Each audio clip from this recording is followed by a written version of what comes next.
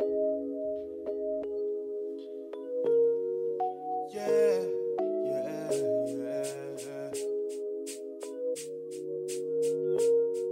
wanna ride, you better make up your mind and choose up. If you wanna roll in the passenger seat of my car, you better make up your mind and choose up.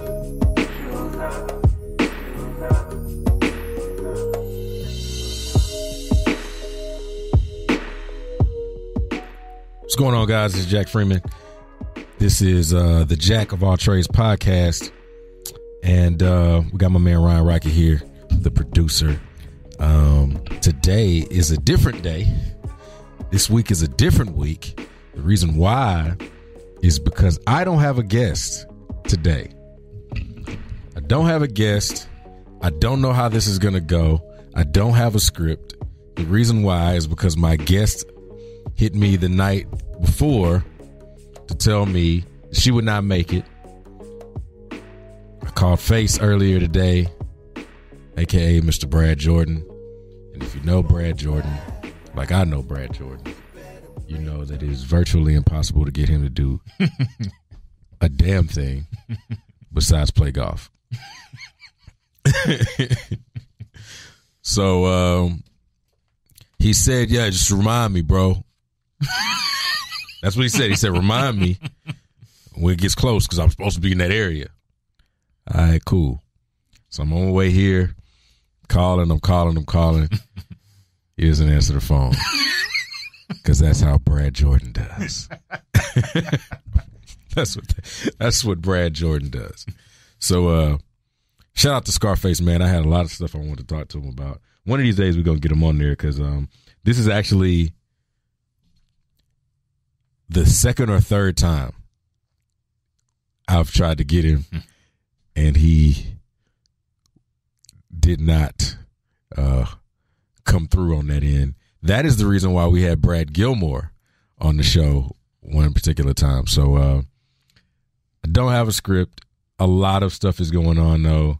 So me and Ryan Rockett are just going to sit up here, and we're going to talk. So Ryan Rockett is the host, co-host of the Gyms and Juice podcast. I don't know why I said that. Pills and Potions. Yeah, pills. Yeah, that's what it. Where did I get that from? Nicki Minaj. Oh my God, that's a fucking favorite artist. Get out of my head. The Gyms and Juice podcast. He's the host. He's also the co-host of the Ryan Rockett and ESG show. ESG and Rockett show. The ESG and Rockett show. Yeah. Sports podcast. That airs every Wednesday? Every Saturday. Typically, it comes out. Every Saturday it comes out. Yes. The Gyms and Juice podcast airs what? Same schedule every day. Saturday. Okay, so Saturday. So if you're into pop culture, hip hop, R&B culture, and all that kind of stuff, tune in to the Gyms and Juice podcast with Jazz and Figgy and Ryan Rockett. Yes, sir. If you're into sports, tune in to the ESG and Rockett show. Yes. It's a great show. I've been on it. Yes. Yeah, man. So we're probably going to do a little bit of both today. We got, first of all, tell the people a little bit about yourself, where you from, how you started in this thing, and then we'll get to it. How are you doing, first of all? I'm good, man. I'm probably your lowest profile guest. I mean, co-host. I don't know. Like, it depends on how you look at it. But, yeah. I'm not really used to talking about myself. I try to entertain mainly because I feel like I'm not at the level where people really care about what I'm doing. Right. But just personally, how I started in the radio game. I started off with a degree in journalism. My goal was to be a news writer. Yeah. That was my big thing going into college. I went to UT Austin for a couple years, transferred to U of H, interned at the Houston Chronicle. Yeah. Worked there for a few years. Graduated in about 2013 with a major in print journalism. Okay. Worked at the Houston Chronicle part-time, transferred to Corpus Christi. Then I realized that the news game really wasn't for me. No. It is very, very work intensive and not very fun. The stuff you have to cover. I was covering breaking news, cops, all that stuff. Oh, yeah. Very depressing beat. Yeah. And I like to entertain and try to entertain people. I'm really into entertainment, music, things like that. So I started working at a sports radio station in Corpus Christi for a few years, covered the draft where Jadeveon Clowney got drafted, moved back over here to Houston, started working at Sports Radio 610 for a few years. And I'm still kind of here, but now I have a different job full time, but I still do the podcast thing, still trying to grind that out because that's my ultimate goal to be, you know, some type of, I don't want to say like Charlemagne, but some kind of figure where, you know, people want to hear what I want to say, I guess. So, okay. That's what's up, man. There's always a start. There's always a start you have to go through. And, whether it be the radio or the podcast world, it's, I'm learning that it's definitely a grind. Yeah. It takes years and years and years to get into it. And, you know, one of the stories that I like to hear a lot about is Jamel Hill's story. Yeah. Because, you know, she started off, you know, writing and, you know, and then going on and working for these networks that were smaller and then going on and working for the big network, the ESPNs and stuff like that. Yeah. So, you know, ladies like her and guys like Michael Smith, I hope at some point they do a 30 for 30 on Stuart Scott. Yeah. Love Stuart Scott. I'm sure they will. Yeah, they got to, man. I mean, he's just, I mean, his roommate was Michael Jordan. Yeah. Hey, what can you say? So, yeah, man. Oh, what? What? Uh-oh. Brad. Hey, what's up, Jack? Where you at? I mean, I'm just leaving my grandmother's house. Where you at? I'm at the station doing the podcast. Oh, shit. You gonna come? It won't be right now. I gotta run some errands for Mama. What time is safe? Shit, man. Probably about 4:30. All right. I'm gonna hit you at 4:30 and see if we still up here. Okay, bro. All right, then. All right, go. Yeah. You can leave that in. Yeah. That was Brad Jordan, everyone, a.k.a. Scarface. He's running errands for Grandma, who, you know. How did you, I know it's, I don't want to get to interview you, but how did you meet Scarface, Brad Jordan? So that was one of the things that I was going to say.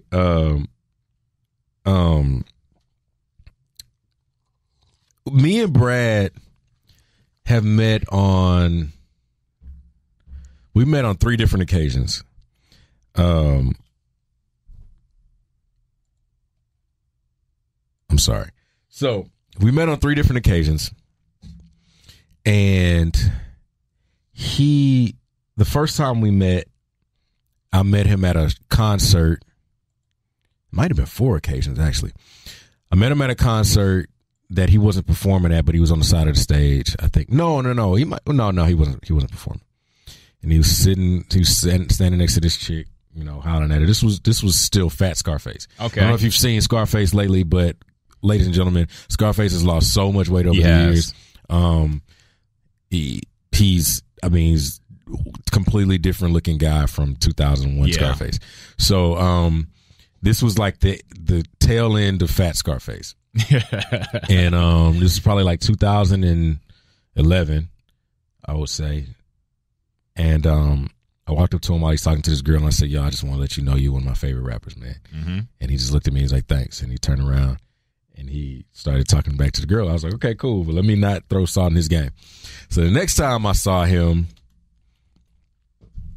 this is kind of like the watered down version of the first time I met O.J. Simpson. No, but so the second time I met him, I was with a DJ Beto.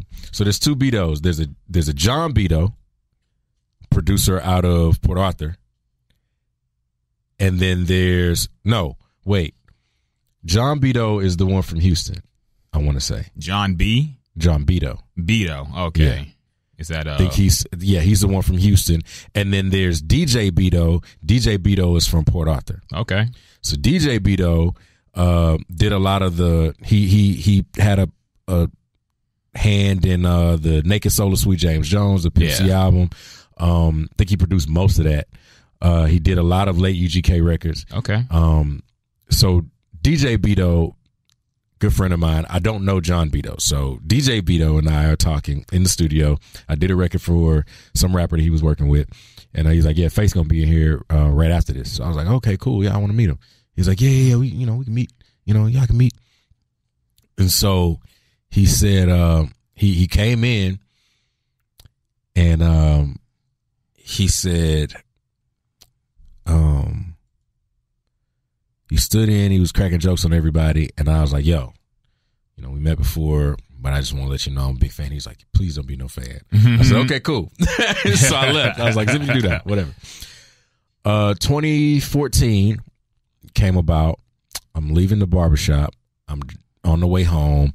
I'm getting ready to drive to Austin and go to, I think, a family reunion was what it was, and my boys' colon cancer basketball tournament, the Kiel colon cancer tournament. So shout out to George Kiel. Okay. George Kiel also ran the blog for Nice Kicks for years. Okay. Was the editor for that. Were you in this tournament? I was not in the tournament, but I was going out to go kick it with Adam Rapp. You know Adam Rapp? Heard of him. He used to do the rap show and had the buy, sell, and trade skate and streetwear shop over off of South Post Oak. Okay. So shout out to Adam Rapp. He used to do sports shows all over the place. So I was on my way to that, but I had to go home first. So I'm driving down 1960. I live on the northwest side, so I'm driving down 1960. I get rear-ended into another car. Yeah. Jack had not paid his insurance traffic warrants. Oh. Ever. Like, oh, Lord. had never paid them. So, I've been there. So long story short, the cop runs everybody's license. I didn't cause the wreck, but I'm the one who ends up going to jail. Okay. I go to jail I spend the night in Harris County Jail from about 8 o'clock on a Friday night in the summertime to about 10 a.m. Saturday morning. Oh. Worst time of my life. Avoid the bookings, beloved. Man. I'll tell you on Friday, man. I saw the judge at 10 o'clock p.m. They said I got time served, I can go home. Okay. I didn't get out till 10 p.m. the next morning. Yeah, it's terrible. So I have no car. I have to get a rental, but I have to get a rental because I have to renew my license. I hadn't renewed my license because I hadn't paid my traffic warrants. Oh, damn. It's just a domino effect. Piled up. Damn, so man. now I got to go. I think I dropped like $1,500 to just get the warrants out of the way. I think it's like $1,500, something like that. I don't have a car. It's Sunday now. I'm just like in a funk because I'm like, this is just stupid. This is all stupid. I get a call from Steve-O, who is not the jackass Steve-O. No, not the jackass Steve-O. This is Black Steve-O from the North, recording engineer here in Houston, and he says, hey, man, you want to do this record for Scarface? And I said, excuse me, who? And he said, Scarface. I said, well, yeah, but when? Because I don't have a car right now. He said, I think we're going to do the session on Thursday. He's like, what's up, man? You good? You sound like you just kind of in it. I was like, well, can you send me the song? He's like, no, Face don't like songs being sent to him. So he's asking me, what's going on? And I said, yo, I was like, it's cool, man. I just got basically jammed up. I went to jail for traffic warrants. It's nothing really big. I'm just coming off a bunch of money and I got to get a rental car, all that kind of stuff. So he said, what's funny about this whole thing is the song is about being in jail. And he said, just give me a second. So he hang up, he calls back. He said, Face told me to sing you this record now. So, mind you, Face still doesn't know that we've met twice before. Yeah. In fact, it took a while for him to even know who the hell I was, even after the song was done. Okay. So he sent me the record. I had listened to maybe 2 bars of the song. Okay. and I had a verse done. Sitting I had in the Harris County Jail. No. Close. I had, as soon as the beat dropped, I was like, oh, sitting on this concrete couch, just waiting. And I was like, damn. And so I had it just in my head real quick. So I called my barber, right? It was the only guy that I could even think. I was like, I don't know why I called him. I can't remember why I called him. I said, look, I got this session with Scarface, and I need a ride to Stafford on Thursday. Yeah. Can you do it? He's like, yeah. I was like, you sure? He's like, yeah, what else you gonna do? I was like, okay. To this day, my barber is like one of my closest friends. Yeah. And so we drive out. We go to James Hoover's house. James Hoover is a well-known recording engineer, Destiny's Child. No relation to Larry. Huh? No relation to Larry, right? No relation to Larry. This is a white man. White man. We go out to his house. He's got a studio set up in there. And Steve-O's kind of overseeing things. And I laid a hook. And Face probably shows up like an hour and a half later. Okay. Face shows up and he's talking to everybody and he goes like, all right, so what y'all got? So he plays the song and he plays, oh, sitting on this concrete couch, just waiting. And he stops the song and he starts laughing at me. Okay. And I said, what happened? And he said, oh, you definitely been to jail. He said, where'd you go, county? I said, yes, I was at Harris County. So we started laughing and we talked for an hour and a half about jail. Okay. I don't think he ever finished listening to the hook that day. So we got the song done. 2 months later, I'm at my house. I hear a song come on. Somebody put out a song on like Double XL or something like that. And it was a record for... It was either the Game song. No, it was Jeezy's song. Mm-hmm. It was called Beautiful. Okay. And it was Jeezy, the Game, and Rick Ross. Okay. The exact same freaking sample that we used for the hot seat. Oh, no. I said, yo, this song's never going to come out. So I hit Steve-O. I said, yo. And I almost feel like the producer sent the same sent the same beat because it was chopped the exact same way. He pulled Amigos and Soulja Boy, basically. Yes. So he was like, man, let me just check, man. He's like, damn. He's like, and I was like, dog, I'm kind of not even mad because the song is dope. Mm-hmm. I said, but that was my time to get on the Scarface record. Months go by. Like February comes around. And he says, I get a call from my good friend Joel Wells, OG of mine. And he said, yo, man, I'm sitting with N.O. Joe right now. Mm-hmm. N.O. Joe is a legendary, I got to get him on the show, a legendary producer. One that a lot of people aren't aware of, but a lot of the great Scarface records over the 90s came from N.O. Joe. From about 92, 93 to about now. A lot of the great N.O. Joe, a lot of the great records from Scarface came from N.O. Joe. Yeah. He said, yeah, I'm sitting here with N.O. Joe. He said, you know Joe, right? I'm like, yeah. He's like, he got this song from Scarface and Face didn't really know your name. And so when we asked him who it was, he said, I don't know, some nigga from Houston. Mm. And he said, but we need to know for sure that this is you on the record because we're trying to finish the album and get the splits taken care of. So I go up to, where they were at, and they put me in the car. I'm sitting in Joe's car, and he plays this song, and I was like, it sounds like the song, but the sample's not there. He's like, yeah, I replayed everything. I said, okay, cool. So when I come on, I was like, yeah, that's me. He's like, yeah, man. So we gonna get you on the splits or whatever. We're gonna make sure that you get your cut and all that kind of stuff. I was like, whatever, man. Mm-hmm. So the track list comes out a few months later. I'm not on the track list. Uh-oh. Not featured on the song, but I know that the song is there. Yeah. So now I'm like, Steve-O, bro, am I on this album or not? Because like this is not right. Mm-hmm. And he was like, nah, man, you on it. I think I'm pretty sure. Well, I guess we'll see on Tuesday. So the album comes out. I skipped to that song. It's the second song on the album, and I'm there. And that is how the relationship between me and Brad Jordan began. Okay. Since then, we've done a remix to that song, I guess you would say. I've done maybe 2 or 3 other songs for him. Brad is a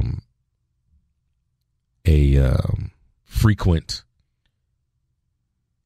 patron of the Davenport, as I am as well. Okay. So we see each other a lot. Just saw him in the studio last week.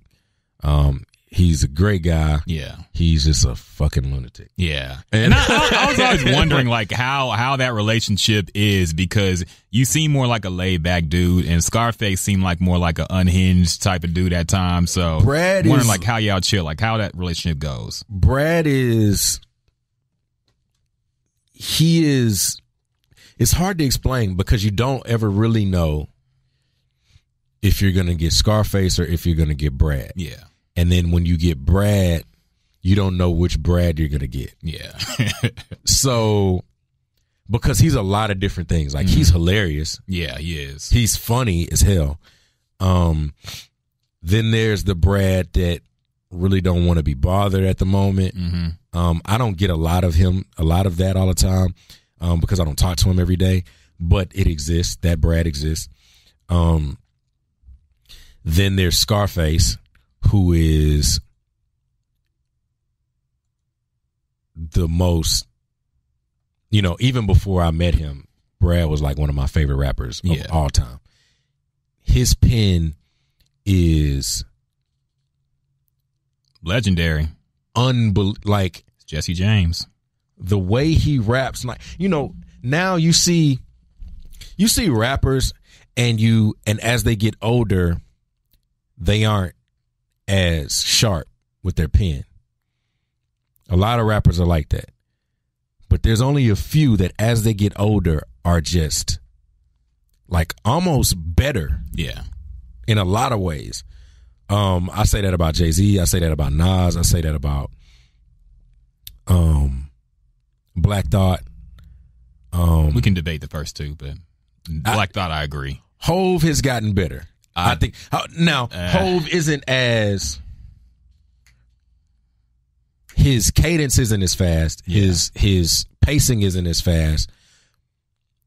But it's almost as if Hove is like Jordan in a sense where, like, as he got older, he wasn't dunking, but his jump shot was crazy. And his fadeaway was amazing. Yeah. And then when Jordan got to the Wizards, he was averaging 20 on the block because he was posting dudes up. And that's the Jay-Z that we see right now. Yeah. And so I can enjoy them both. Now, obviously, Jay-Z that did American Gangster I think American Gangster is his best album. I think it's the best. I think it's the best combination of production and lyrics that he's done up until 444. I think. You got to listen to Reasonable Doubt again, man. I love Reasonable Doubt. You have to hear that. I love Reasonable Doubt. But that Jay-Z didn't structure songs as well as he does now. American Gangster is incredible. Yes. He was Jordan in the league when he was just dunking. Yeah. And just kind of getting by off athleticism. That's what Reasonable Doubt was for me. And I love Reasonable Doubt. I was just listening to Reasonable Doubt. But there's a time when Jay hit a stride rapping that was like, bro, every time he comes out, it's a 40-point game. Yeah. And now it's like a refined Jay that I can absolutely get with, right? Nas has always been a beat selection person for me. Yeah. So when the beat ain't good for me, I can't really just jam Nas like that. But he can still, like, that shit he did on Swiss's album, Echo. Yeah, that was hard. Jamming, right? But I say all that to say, those guys, Black Thought, these guys that like still work on their pen and still work. Brad is right up there with those guys. Like, he might be above some, like, as far as the way he approaches the beat and the way he raps on, like, there's no drop off. He just doesn't, you know, like, and he evolves his cadence and his rap style as the beats go. He could rap on anything. Yeah. So for me to just kind of be in the room with him and just kind of like experience Scarface, because like it's still times where I'm in the studio with him, I'm like, damn, that's really Scarface. Like, and because the way he's rapping, I'm like, do y'all hear this? Because I hear it. You know what I mean? But yeah, like, he's, like I said, you just never really know which one you're gonna get. Yeah. But the one that's there constant is the one that's like, fuck white people. like that is his thing, man. Like, he's an aggressive guy, man. But crackers. Them crackers. Them crackers. But yeah, that's my Scarface story. That is my Scarface story. So who is most met your expectations that you've met in person? Because I feel like I'm kind of nervous to meet certain people that I look up to, because you never know like how they're gonna, what their personality is really gonna be like, if they really gonna be cool people or not. Yeah. Like, I'm kind of nervous if I ever meet Jay-Z. What if you don't like me? What if he's like an asshole? Yeah. You know, that would affect my perception of his music probably. So who in your career have you met who you're like, damn, you know, he's exactly what I thought he would be? Actually, Brad. Okay. I think he was everything that I thought he was, because I think I had read enough and seen enough that I was like, yeah, he's a little off, but but I can, and also I don't know if it's just because our birthdays are a day apart. Okay. But like, I do see parts of myself in him. Okay. Parts of it. Another one was Arian Foster, though. Arian was very much he was very much everything that he perceives or portrays on TV when he was playing and all that kind of stuff. So who else?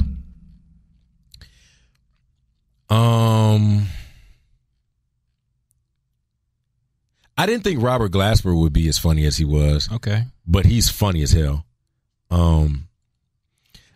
There's a lot of guys that there's a lot of male and female celebrities that I've always just wanted to meet. And I think I'm kind of one of those people that's like, I don't ever really have much of an expectation over who they are. Mm-hmm. So like, if I ever met Kanye, I would just expect Kanye to just be Kanye. Yeah. And I wouldn't necessarily be disappointed by anything he says, because you already have he's already a fucking retard. So Man, you know what I mean? I mean, he just already says ridiculous shit. So I'm just waiting on him to say more ridiculous shit. Yeah. That's all. But what if you met him and he was really cool?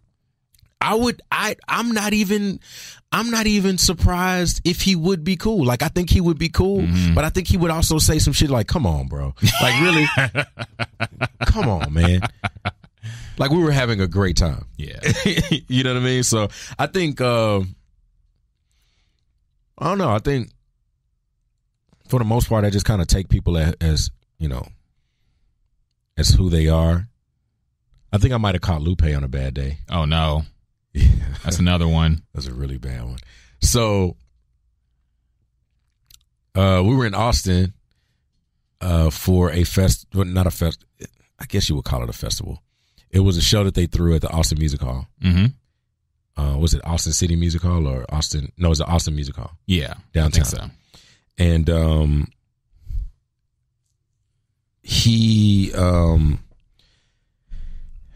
we had him.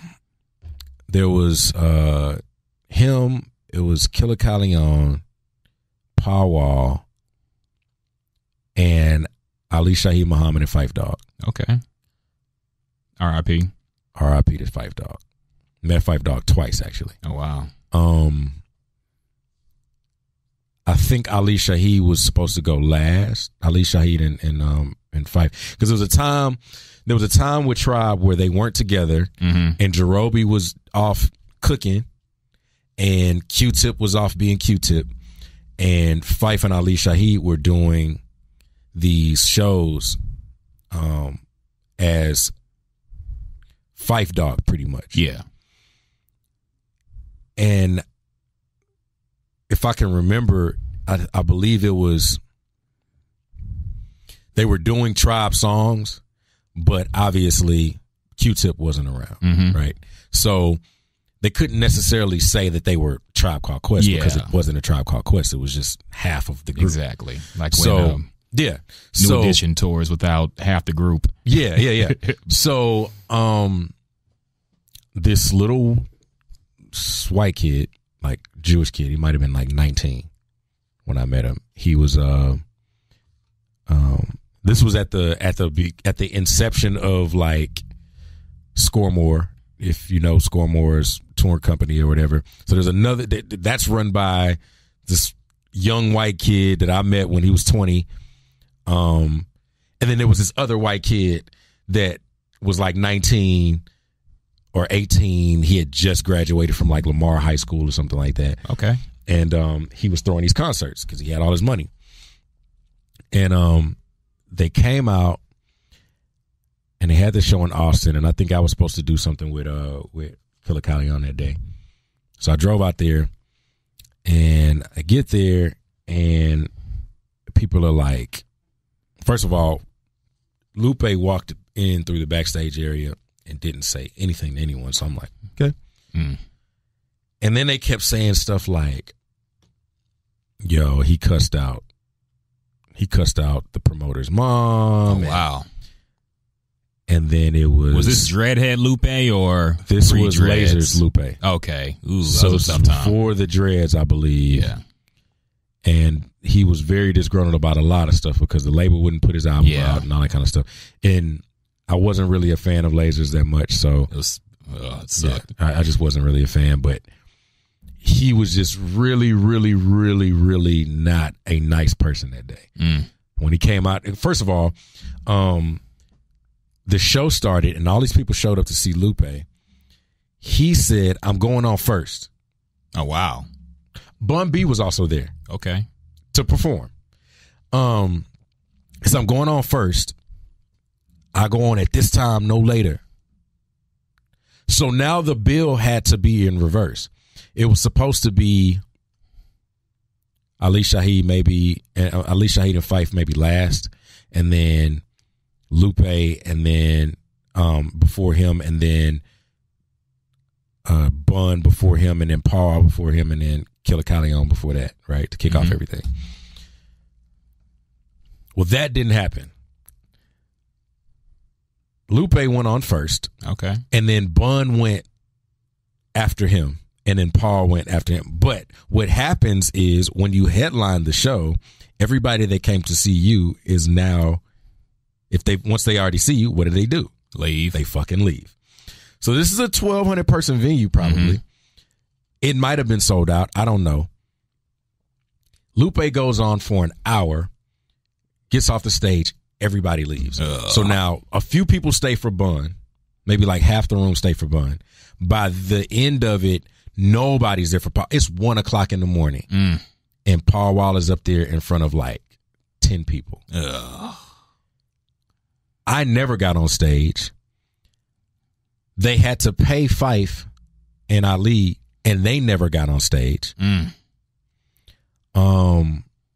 It was just a terrible night, right? So I'm like, yo, for a while I was like, fuck Lupe. Because when he came out, he's like, yo, everybody gotta get out the way. When I'm on the stage, when I'm walking down the hall, he didn't even walk down that hall. He went another way. It was weird. It was bad. It was bad. So for a long time, I was like, yo, Lupe got to get, like, fuck Lupe. Yeah. Let's go. And then I hated Lasers, so I was like, that album wasn't even that good for that shit to be happening. Threw food and liquor in the trash. Yeah. Like, ugh. Exactly. So this is what really happened. Lupe got booked for this show by this 19-year-old Jewish kid. Okay. Something had happened before, and they didn't want to deal with him, with the promoter. They get off the plane. Not Sasha. That's Scoremore guy, not Sasha. Sorry. The little Jewish kid, I cannot remember this guy's name. Little Jewish kid shows up, and they are like, hell no. Who is this kid? Well, I don't know if the money just hadn't been there yet or whatever it was. They did not want to deal with this kid. Something happened at Soundcheck where the manager of Lupe went off on this kid's mom. Oh, wow. Probably made her cry, all that kind of stuff. Who knows what it was? I'm pretty sure that it was just a whole bunch of this promoter brought Lupe down and didn't have anything in order at all. So that probably pissed Lupe off to a point where it was just like, get me out of here. Fuck you. Yeah. You're cool. And you're cool. And it's Phife Dawg and Ali Shaheed. Love you guys, but fuck all y'all. Yeah. So yeah, that just was a bet.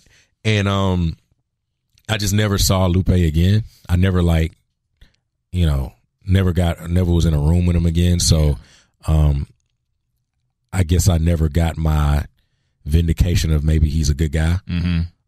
But it was a terrible night.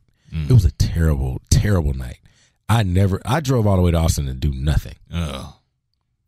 I did nothing. I think I went and stayed at a hotel or something like that, and I might have just went and I don't even think I had enough time to go drink after it was over with, because it was 2:00 in the morning. Everything was closed. It was bad. So and then that got through another festival that only can be rivaled in its ineptitude by the Fire Fest. Yeah. So I got some friends that can definitely tell that story. Oh, wow. It was supposed to be Ludacris and Currency, I think, and no one came. And it was at Texas A&M. Ooh. But then again, if it's in College Station, who wants to be in College Station? Yeah, anyway? exactly. Like, yeah, I figured you'd like that because you're a Longhorn. Yeah, man. So, yeah, hi, Lupe, That's another one I would be nervous to meet, man, because I feel like he's a very intelligent dude, but he's also very kind of maybe introverted. I think he's a little introverted, and it could probably be mistaken as standoffish. Yeah. And it could also be, because he's intelligent, I think he can also be misinterpreted as like maybe a little bit of pretentiousness. Arrogant. Pretentious. But I think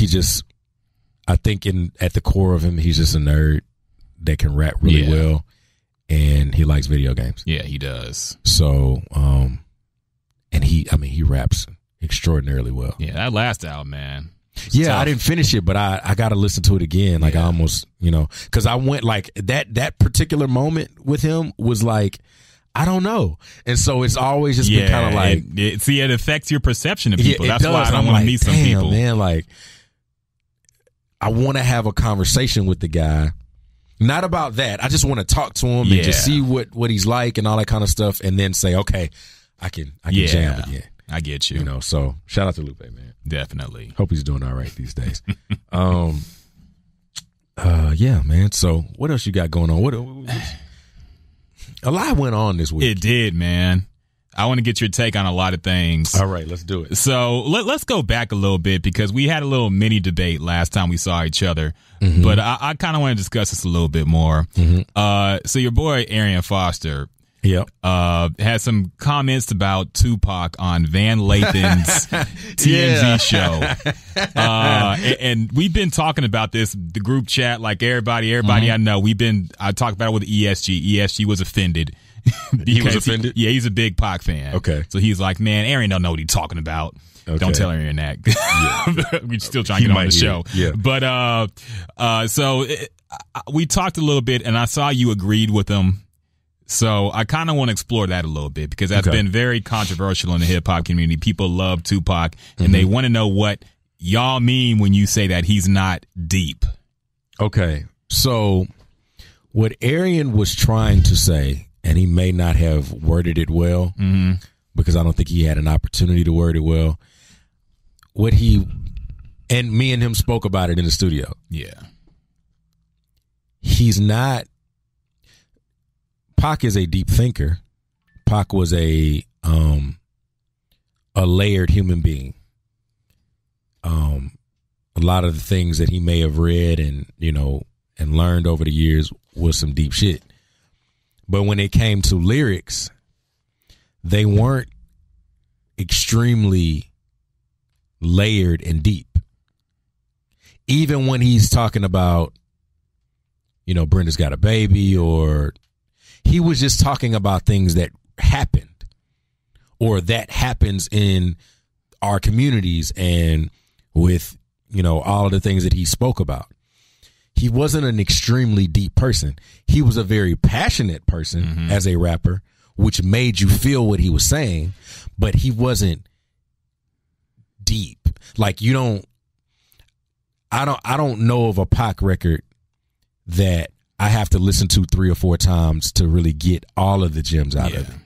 Right. So, and the funny thing about it is, one of the things Arian said, and I know for a fact, is Pac is his favorite rapper. He did say that. He did preface it by saying that. Pac is so much his favorite rapper that his album is named after the intersection that he was killed on. Okay. Flamingo and Koval is the intersection that Pac was killed on. He has nothing but amazing things to say about Pac. Yeah. But one thing he doesn't believe is that he was deep. He's not a deep rapper. So when y'all say that, I just want to know what you would define as deep. I just think it's more so of one, it's a lyrical aspect of things. Like you listen to maybe a Hove record where he's like introspective and stuff like that, and then you realize that there's like 3 different things he's talking about at one time. Or there's entendres in there that can mean a lot of different things. Yeah. Or, another guy that one of his favorite rappers is Pac that agreed, Brad Jordan. Yep. He said the same thing. And he said Pac was passionate, but as a rapper, he wasn't super deep. He's a great rapper, but he wasn't the deepest of the abyss deep.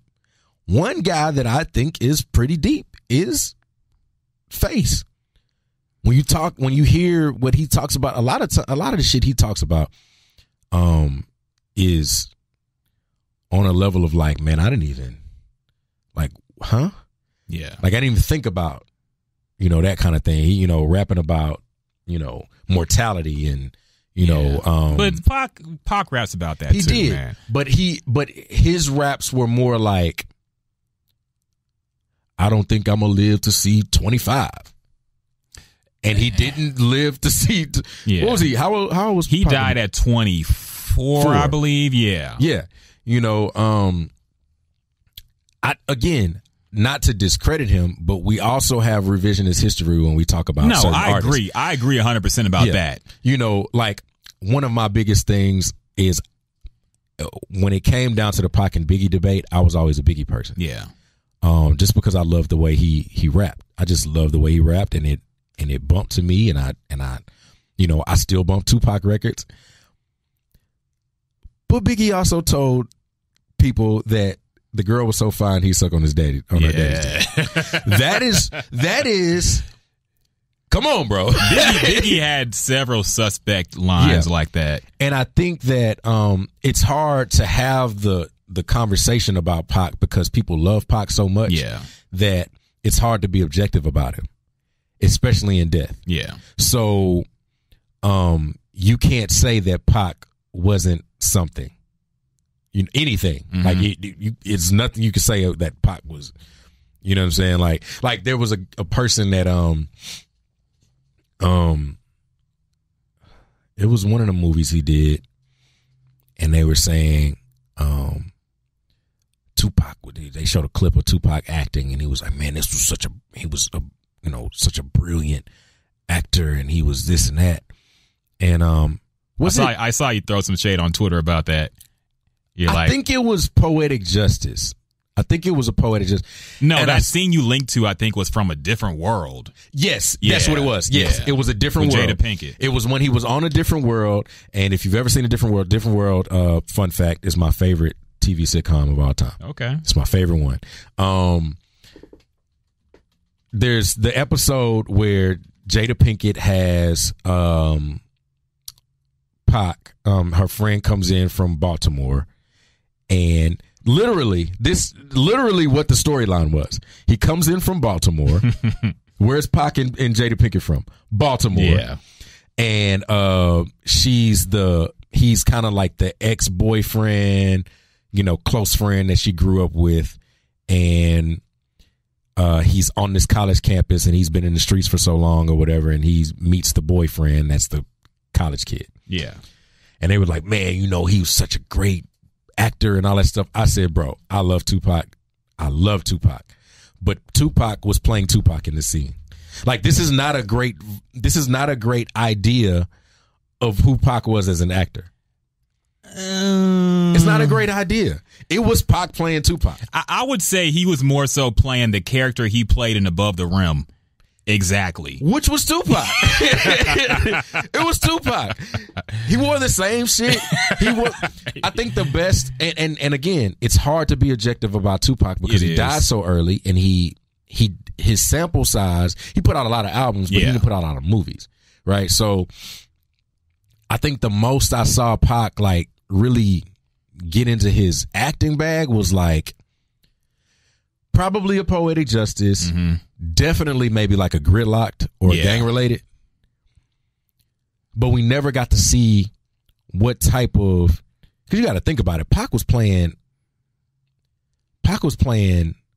a role in like Gridlocked and Gang Related that was easily a 30-year-old person's. Yeah. That was a 30-year-old person's role. He was like 23. Like that. I can give that.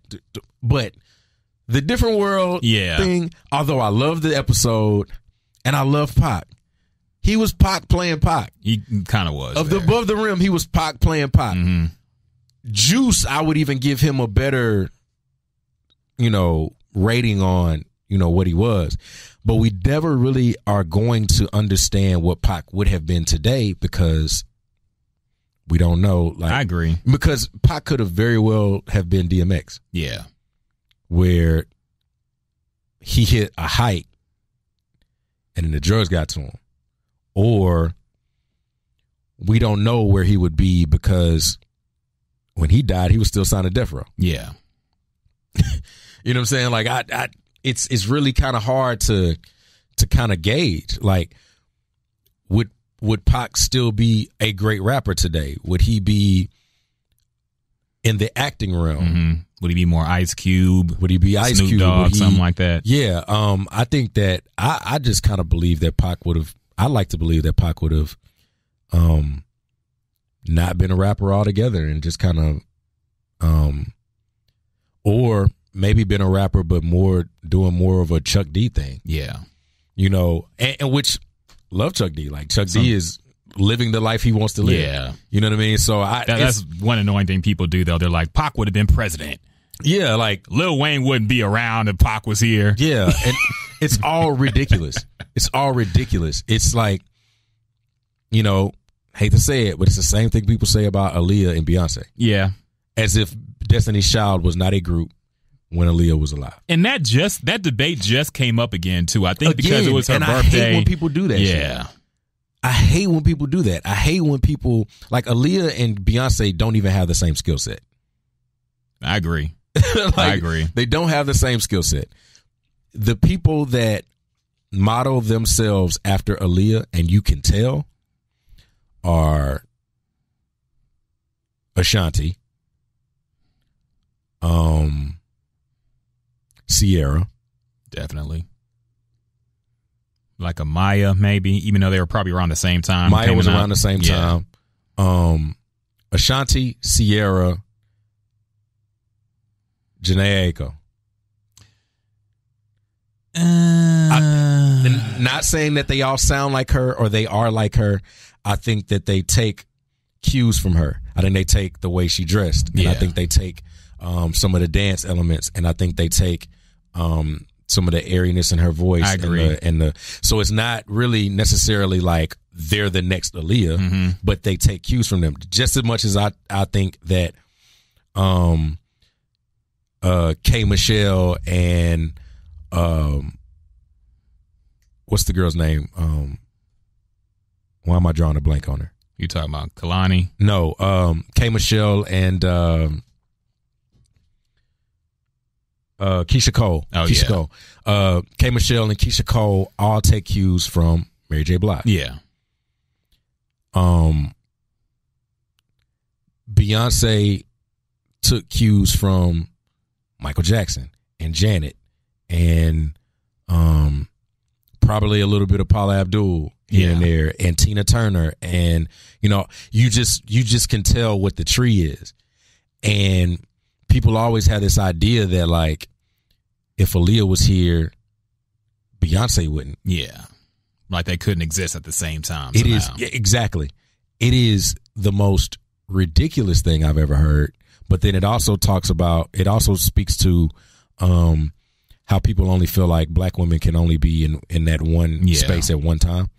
And how people kind of think that Nicki Minaj and Lil Kim couldn't coexist if they liked each other. You know what I mean? Or how people think that Cardi and Nicki can't coexist. Yeah, well, they can't.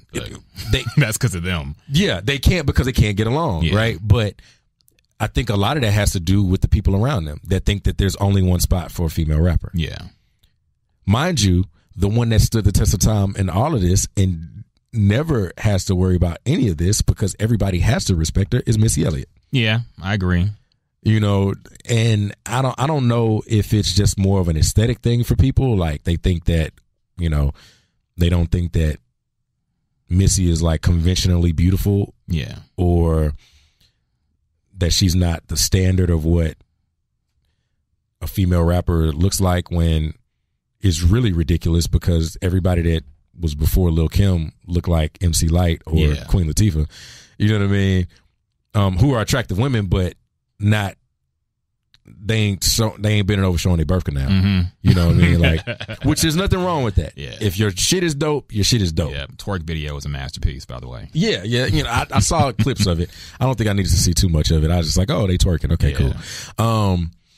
But yeah, like there's that always that thing. There's just like there's always, well, if Aaliyah was still here, then Beyonce wouldn't be Beyonce. Yeah. Fuck out of here. Like, that's the most ridiculous thing that I've ever heard. Aaliyah stans are hardcore, though. I've learned that. Again, it's hard to be objective with people that died before they ever hit their prime. Yeah. But going back to the Tupac thing, because I have to at least defend fellow Tupac stans a little bit, man. All right. When you talk about him not being, I thought the way I interpreted what Aaron Foster likely meant is kind of what you touched on. He wasn't a technical rapper. Right. He Thank you. He did. That's it. Yeah. That's what it is. He wasn't technical at all. He didn't use metaphors, double entendres, stuff like that. He's a poet. Yeah, definitely. I almost said pedophile. that's not right. Sorry, guys. But yeah, when I heard that he wasn't deep, that insinuated, like, there's Pac songs. I'm somebody who deals with like some deep depression at times. Like, I've had definitely dark thoughts. Me too. And Absolutely. He has music that you can feel he was going through that too. Right. And you can really relate to that when you're going through that yourself. He has some lines that hit you so powerfully, like in the song Changes, when he says, it's time to fight back. That's what Huey said. 2 shots in the dark, now Huey's dead. Yeah. Like, that's one of the hardest lines. Like, that's a real emotional line for me, because I'm like, damn, that's the black experience right there. Yeah. You know, right in 2 bars. Yeah. And, so, I think that, again, he was cold. is Tupac a better rapper than Scarface? I think I feel like if you and I love Scarface, one of my favorite rappers of all time. Pac got more hits. Like Pac got more hits because of where Pac was at Death Row with that machine. Face, but I don't even know because Face. Come on, man, Mom Playing Tricks on You. Yeah. Mom Playing Tricks on Me. Smile, which is with Tupac. Till I Seen a Man Die. All that. The joint with Ice Cube. Yeah. Gangsta, Believe That, Hand of a Dead Body. Mm-hmm. He got jams. He does. But I feel like if you say Tupac's not deep, you can't say Scarface is deep because their content very similar. Their delivery very similar. I'm not saying similar, but in that emotionally powerful. Like I'm saying, I love Scarface. I'm just saying their musical content was similar in that they're talking about hood realities, depression, dark thoughts, street life. And they're not going overly technical with it, not using double entendres, metaphors, switching up the flow every bar. So if you can't go and say that Tupac is not deep, but Scarface is. I think Face is a little bit more technical and a little bit more metaphorical. Yeah. Now, I'm not going to say he's like because again, the same way you feel about Pac, in some of my dark moments, I listen to Face. Yeah. And there are some records in there that are like, I don't know where he was, but I hope he's out of it. Yeah. I didn't get much of that from Pac, which is fine. You don't have to, be on the verge of, killing yourself in every song. But I think that,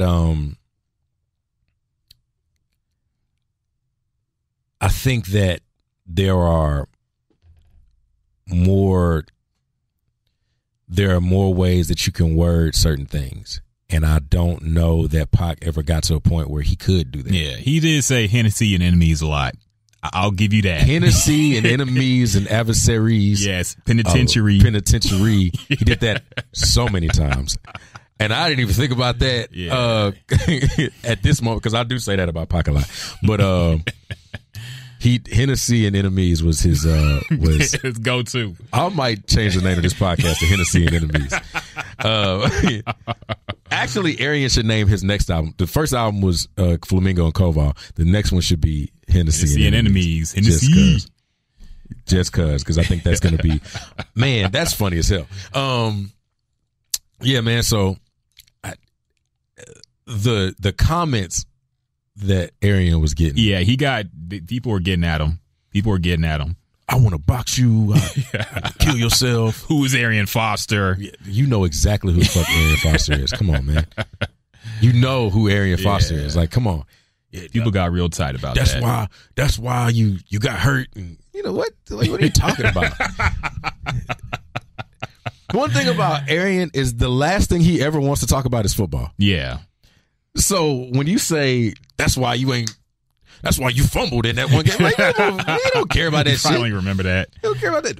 That's why Tennessee don't fuck with you. You don't fuck with Tennessee either. You don't. Hey, come on, man. Yeah, man. Shout out to Arian, dog. Yeah. Shout out to Arian. Good guy. One more thing I wanted to get your take on, man, that happened this week. That I think has sparked an interesting music debate, man. The Ariana Grande song. I didn't hear the whole thing. I'm not a fan. She don't make music for me either. Right. But the debate that sparked from this is kind of interesting to me because I feel like people are just realizing basic music stuff right now for some reason. And I think it sparks from that Soulja Boy interview.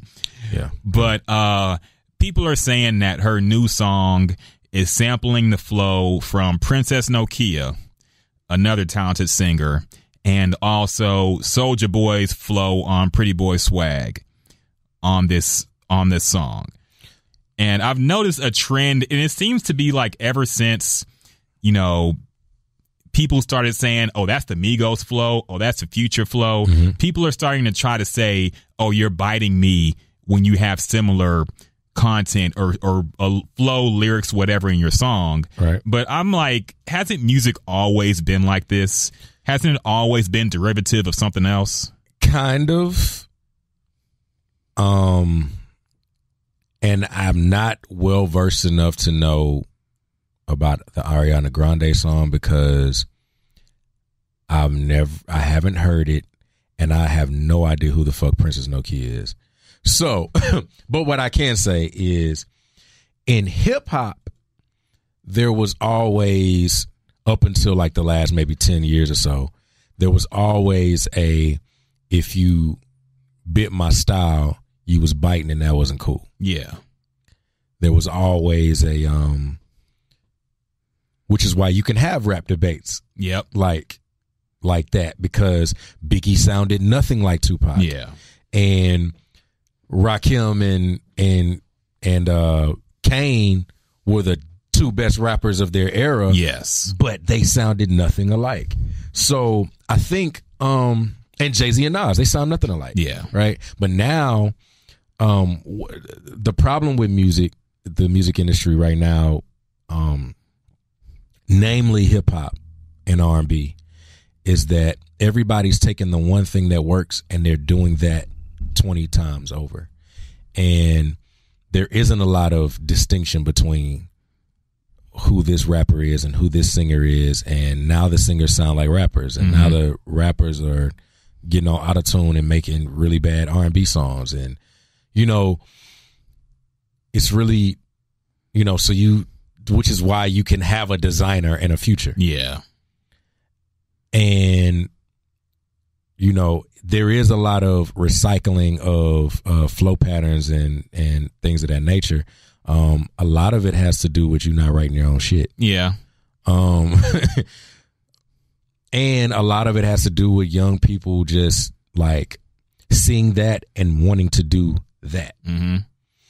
So, for me, it was different coming up and, listening to music and stuff like that, because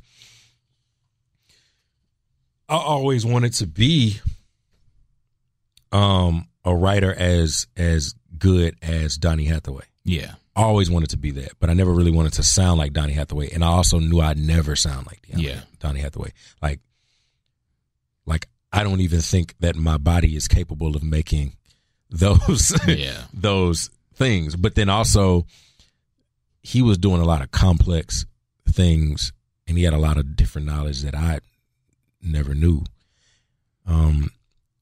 His skill set was just way different from mine. So what was my next best thing was to just find like other artists that I really liked, that I wanted to make music that felt the same way.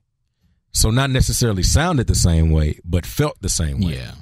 So like I want my records to feel like a Donny song or a D'Angelo song or that John Legend song that they play at the weddings, every fucking wedding.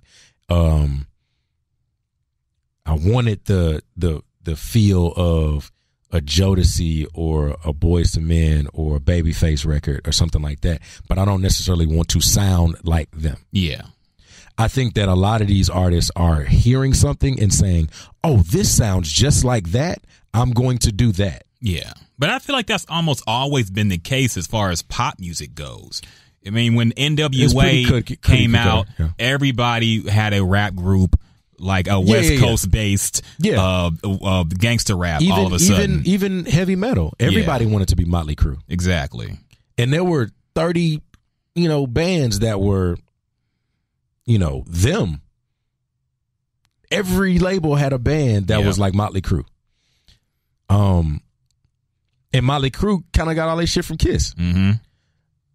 So, there is an element of like that's kind of always happened. Like disco was always it was just like they say, it was just one long song. And because everybody was on cocaine, but there's certain artists out there. Like what I will say is that the icons of music, the real life icons of music, for the most part, are artists that when they put out music, you say, were they listening to anything else out? Because this don't sound nothing like it. When you think about the greatest artists of our time, Michael didn't sound like nothing else that you heard. Like nobody sounds like Michael Jackson. Yeah. And a lot of it had to do with Quincy Jones and just a lot of his production, crew and all that kind of stuff. But they made sure that Michael sounded nothing like Michael. Yeah. And they also made sure that he sounded nothing like Prince. Because Prince also was like, you couldn't have been listening to nothing else going on in the 80s because you put out this and everybody else was doing this. You know what I mean? And those are icons that we'll never see. Like even when Biggie came out, when Biggie dropped, you was like, bro, that's not how people rap. Mm-hmm. Like, people don't rap like this. Yeah.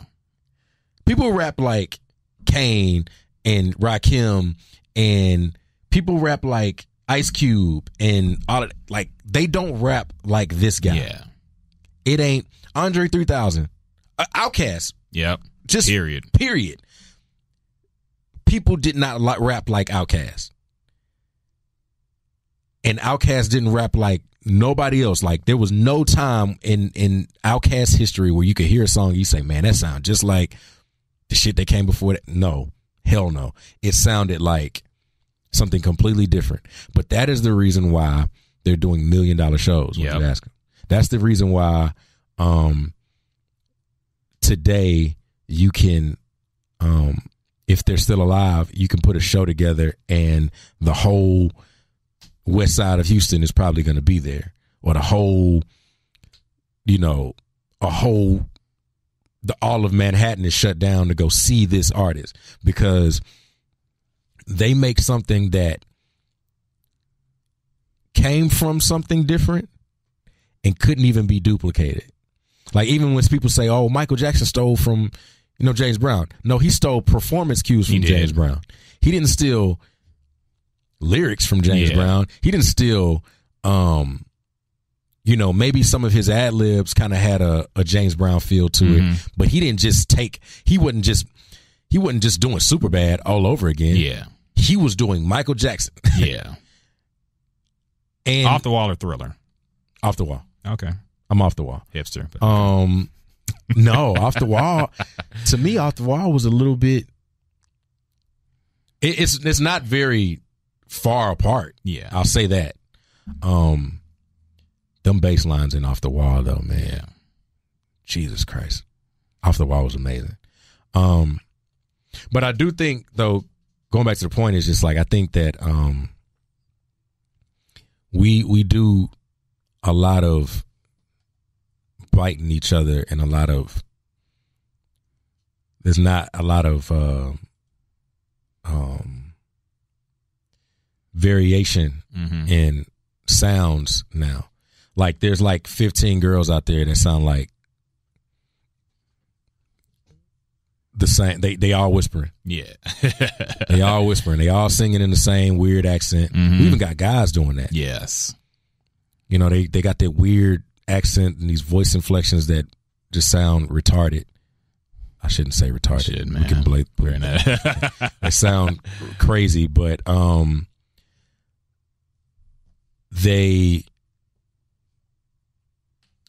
don't know. There's not a lot of variation in it. There's not a lot of, everybody just wants to sound alike. Everybody wants to have, like, not a lot of people want to be them. And then what makes it worse, what makes it bad is that's when you find out that they're not very good live. Yeah. Because when they get on stage live, they can't really, it's not transferable on the stage. SZA. I said it. You don't have to agree with it. Hey. It sucks, man. They be on SZA's ass. Oh, man. I mean, look, people looked the other way for a long time for her. But I'll even with just like not even just singling her out, I just say one thing I had to learn as an artist: when you write this music and when you go on this path of making music, and I would say that to any young artist that's listening that is just starting off on their shit, eventually you're going to have to perform. Yeah. So if your rap isn't practical enough for you if you can't duplicate that rap live. I mean, you don't have to anymore because they got the vocal tracks playing. But let me tell you something. Them vocal tracks are trash. They are. But people don't care. It's the laziest. It is. Most agree. Unprofessional thing that I can say. And some artists that I like do that. And I can't stand it. If I want you to rap over your vocals, I'll just listen to the song in the car. You know, one of the things that made me so happy to be a Jay-Z fan was him coming out during the So Def, was it the 20th anniversary show a few years ago? And he couldn't even finish the songs because he was like, yo, I can't deal with those vocals. Yeah, take the vocals out, B. I was like, yes, Jay-Z, yes. Somebody, you know what I mean? Like that, it's just not a young artist.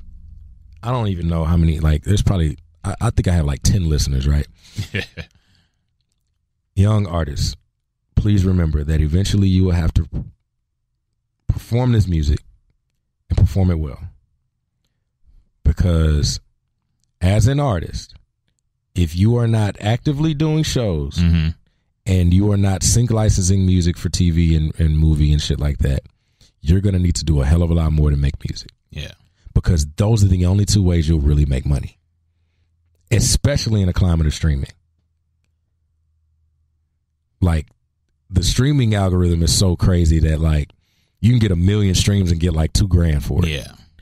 You are not going to make real money just solely based on streams. If you are not consistently performing or sync licensing music for TV shows, commercials, movies, stuff like that, you're not going to make any money. So the easiest thing to do is to start doing the shows. Because sync licensing is really kind of hard to get into. If you are not consistently doing shows, you need to be consistently doing shows. If you are not a good performer yet, you need to tell yourself that, and then you need to get better at performing. Yeah. Because if you suck as a performer, there's only so long that people are going to be able to write. Because the thing is, even if you suck as a performer, if you keep putting out hits, people are going to keep booking you. But when the hits start slowing down and you're not a good performer, nobody wants to see you perform. Yeah. So they're not going to book you. It's that simple. It's really that simple. Like, whatever you have to do to keep whether it be your wind or whether it be your voice control or whether it be if you play an instrument and you want to be able to play it well on stage, whether it be your overall rapping ability and your like the energy you got on stage, like you need to really put forth a good show. Because there's a lot of artists out here that you think are great, and they're putting up these big ass screens and there's flashing lights everywhere and it's distracting everything from what you're doing, and they got the auto tune on and all that kind of stuff, and it's only gonna last so long. It's only gonna last so long because when the hits slow down, especially in this climate, because they have to put out so many hits here and there, like every few months they got to put something out, especially rappers. When that shit slows down and you have no performance to fall back on, nothing to really just... Perfect example of this, Frankie Beverly and Maze. Yeah. They haven't put out an album in over 30 years. Maze is on tour year-round. All the time. All the time.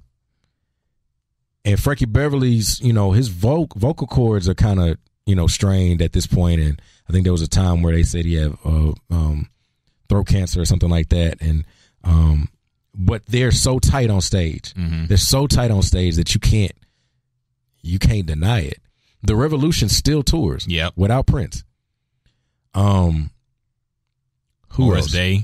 The original 7 now. Yeah. But they still tour. These Beyonce is a touring machine, not just because she makes hits, but because her mic is on when she's on stage. She's an alien to me. She's a machine. You're singing live with wearing that while dancing that way for 2 hours? A 50-city tour? I will admit, after I heard you break down Beyonce on our podcast, I got a new respect for her. Because I never looked at her like that before. There is no artist living today that is doing what Beyonce is doing on stage. I agree.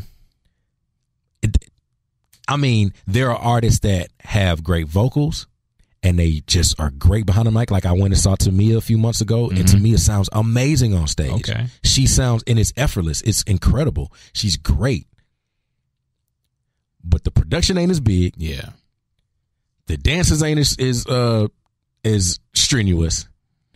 And a lot of that probably has to do with budget and all that kind of stuff. But her skill set, she might not be as good a dancer as Beyonce, and that's fine, right?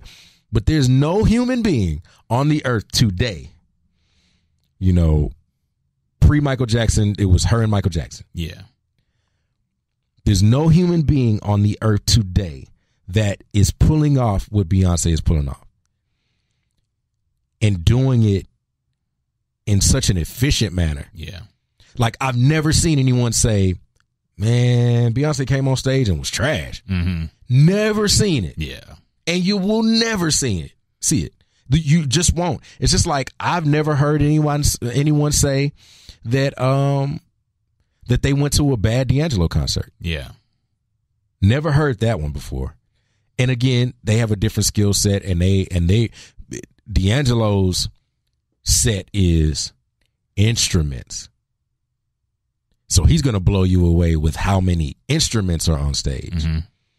And he sounds like he does on the record, with the falsetto and the vocal range, and the band is tight, and his guitar playing is just as good as his keys playing. Yeah. He'll blow you away that way. But no human being is dancing and singing dancing at that high level, singing at that higher level, in the clothes she's wearing, in the heels. That woman ran the runway of the stage in the biggest dress I had ever seen on stage. She did Resentment, and it's like a thing she does with the guitar, and she sits in front of the fan, and she got this huge dress on the Run tour. On the Run 2 tour. She had to book it to the back to get off the stage so she could change clothes. Yeah. I don't know if that woman had on heels under that dress, but she was running in a dress that had to be 25, 30 pounds. That dress was so big. It was like a wedding dress. It was like one of those really big dramatic wedding dress looking things, but just orange. And then came back out and because Jay was doing his thing, and then she came back out in a whole new outfit and was rocking 2 hours. And the reason why I say that about Beyonce is because people want to be Beyonce, but they don't want to do the work that means that she's Beyonce. They don't want to do that work. Yeah. People want to be LeBron James, but they don't want to do the work that comes with being LeBron James. They don't want to put in the hours that it takes to be who Jay-Z is. Yeah. These people are icons, and they're icons because they're extremely talented and they work extremely hard. Yeah. Like, I'm pretty sure Jay had to up his work ethic to catch up with Beyonce. I really believe that. And Jay-Z's my favorite rapper. I think that he had to step it up. I think he sees Beyonce and is like, shit, I'm following that. Yeah. Or, damn, if I ain't on point with these lyrics, if I ain't on point with my movements and all that stuff, Beyonce's going to perform me off this stage. Yeah. And I can't have that. You know what I mean? And then sometimes he probably concedes, it's like, yo, She the one in the house. She the one in the house right now, And you can be comfortable with that because it's Jay-Z. You're worth damn near $1 billion. Exactly. And your wife is damn near worth $500 million. So like it's just that way. But like when you see these art, like, it takes a lot of work to be D'Angelo. Yeah. It takes a lot of work to be Usher. And a lot of work to be, you know, just the mid-level, even because those guys aren't even mid-level. Those are icons too. But to be the mid-level artist that's constantly touring and stuff like that, like, you have to find a way to be better than all of those guys too. Yeah. And you have to outwork those people. And, you know, for me, the live show makes the biggest difference, because the live show is a really bad time to realize your favorite artist can't sing. Yeah, it is. And one thing you said that I never even thought about before, but helped me have a new appreciation for Beyonce. You said it was really impressive how she can sing while sitting down. Because I'm not a singer, so I never realized apparently that's really hard to do. It's very hard to sing while sitting down. I never record sitting down. Because your diaphragm is, you know, you can't breathe the same way sitting down as you are sitting up. It's the way it is. This woman sat on her ass, like Indian style almost, in that large dress, and sang a ballad. Resentment is a ballad. Yeah. And she sang that shit like it was, she did it like it was, like she was just talking. And it was just like the most incredible thing that I had ever seen on stage. Like, when you see those videos of her doing that, and she's already, the craziest part is she's already been on stage an hour. Yeah. Like, she's already been, it's about the same as if LeBron or Steph Curry or Michael Jordan or James Harden or Russell Westbrook have been playing. This is the second game of their back-to-back. It's 7 minutes left in the fourth quarter, and they rattle off 20 points. Yeah. And you like, I thought this motherfucker was tired. Like, I thought he was tired. That's what it was. I'm like, yo, she's still going. And she's not going to stop anytime soon. And she has to do this again tomorrow. And she has to do this again the day after that. And they're going to get a day break. And then she's going to have to do this again and again and again and again and again. That's why, like, when people are like pushing and pressing and pressing and pushing and, you know, all trying to get a tour and an album out of these people, I'm like, no, this is high level stuff. Like, it takes a lot to get. Yeah. Like, a Beyonce production is a large production. Jay-Z production is a pretty large production. A D'Angelo, like, to get D'Angelo out of bed is like a hard thing to do. And it all comes from like being able to create music that that touches people, but then in order to be able to make music that touches people, you also have to be in a place to write that song. That's true. To where it touches people. So it ain't no, let me sit in front of the mic and just, you know, mumble, and then here's an album. There's a lot of artists that do that. Their show sucks too, though. Yeah, it does. So, you know what I mean? Like, this, it's not a lot of artists that I feel that I would like every time they come down, I would pay to see them perform. One guy that I would is PJ Morton. Okay. He's another artist that's just like a workaholic on the road. And he does stuff on stage that, like, I'm like, how is he this good? And how's his band this good? How are his background singers this good? And I just try to study, and I try to, you know, I might steal a couple things from him, and I might, you know, try to run my ship the same way. But it ain't a whole lot of, I'm telling you, it ain't a whole lot of artists out here, even the popular artists. It's not a whole lot of popular artists out here that are really good live. They just not. And when the hits stop, when they slow down, you won't have a voice to carry out the old hits, or you ain't got the rapping ability to carry out the old shit. You're gonna falter, man. It's gonna be done. You better get into another business venture. Well, speaking of like live performances and Jay-Z's involvement in things, I kind of want to know what your take on this is as well, because I know you're very political. you don't mean to be, but I think you're very interested in, what goes on politically and what's going on in the NFL because you have the athlete background as well. So this whole Travis Scott halftime show thing, man, I kind of want to know your position on that, because I'm hearing, two convincing arguments. One is like, okay, it could be a dream of Travis Scott to perform at the Super Bowl, no matter if several artists have boycotted because of Colin Kaepernick's protest. But I know apparently Jay-Z has requested that he had not do it. Cardi B stepped down as well. Rihanna said in the past she wasn't going to do it. So what do you think about Travis Scott, and what would you do if you were in his shoes and had the opportunity to perform at the Super Bowl?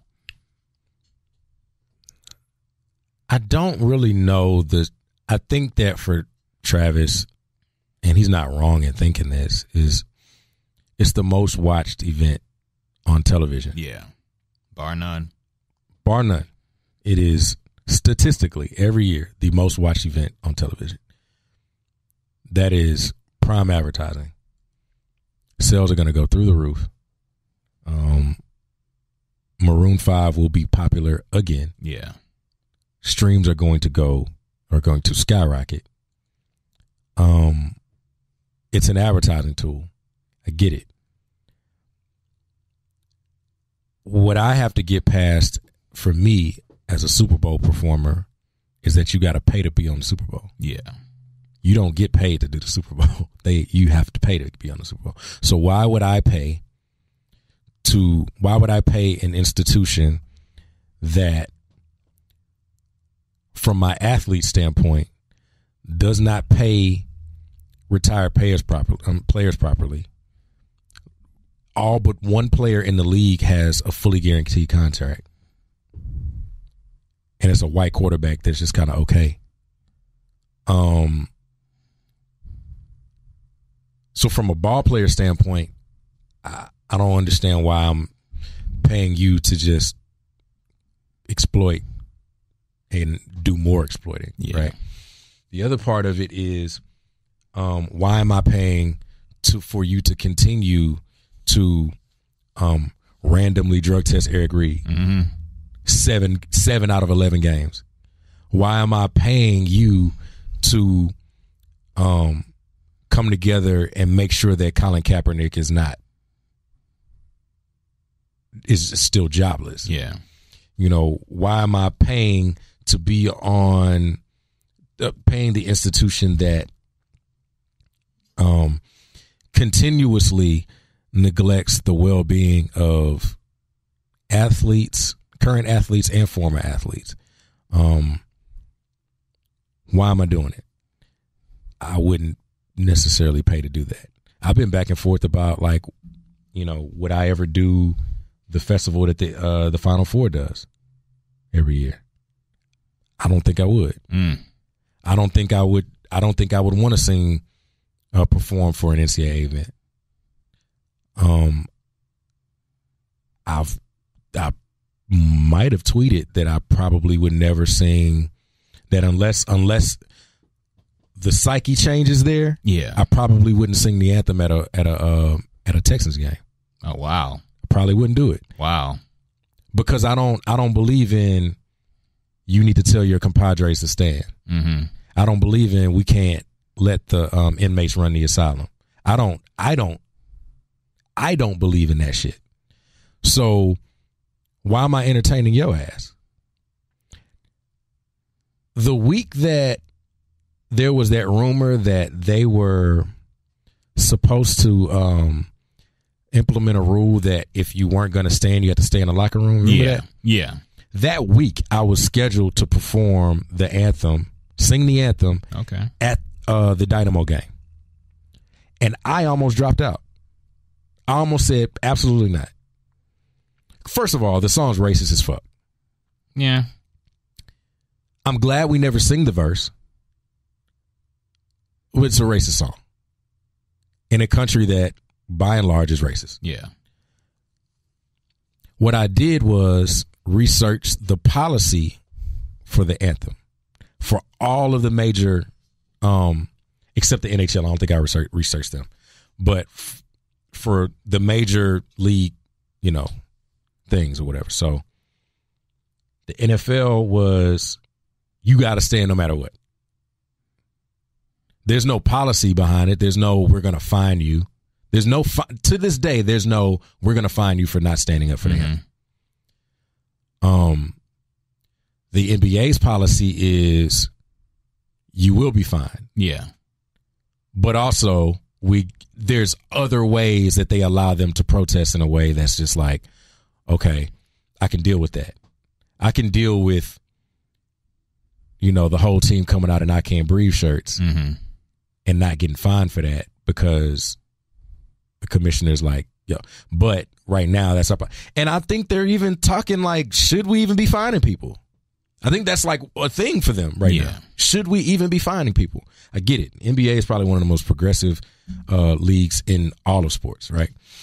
The MLS's take was, we would prefer that you stand. If not, it's unfortunate, but we're not going to do nothing to you about it. Yeah.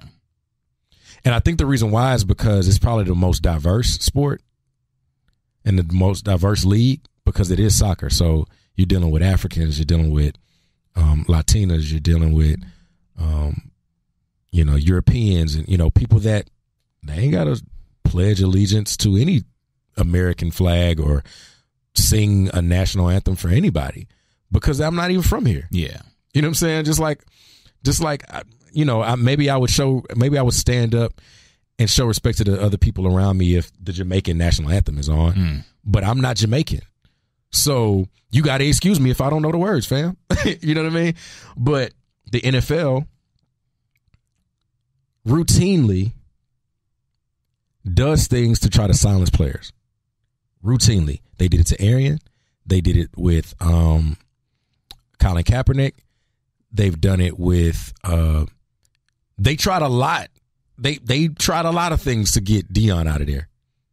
It's just as far as the way he talked and did his thing. They did it with Chad Johnson. Yeah. They did it with T.O.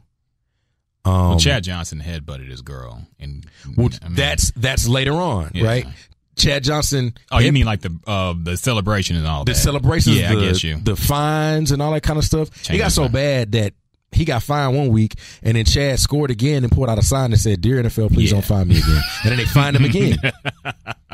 I miss Chad Johnson, man. He's hilarious. I love Chad Johnson. He's like one of my favorite receivers of all time. Yeah.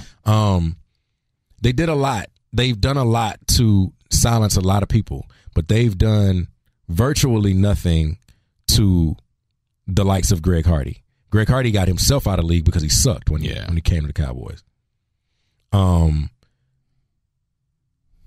Kareem Hunt, they weren't going to do nothing to Kareem Hunt until the video came out.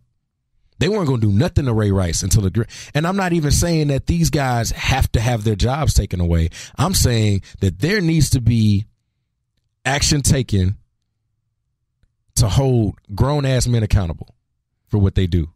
Stop trying to hold grown-ass men accountable for Colin Kaepernick not wanting to stand for a song. Yeah. So when I look at the NFL, I look at it in that aspect of, I don't think I want to do the Super Bowl. It's a huge opportunity.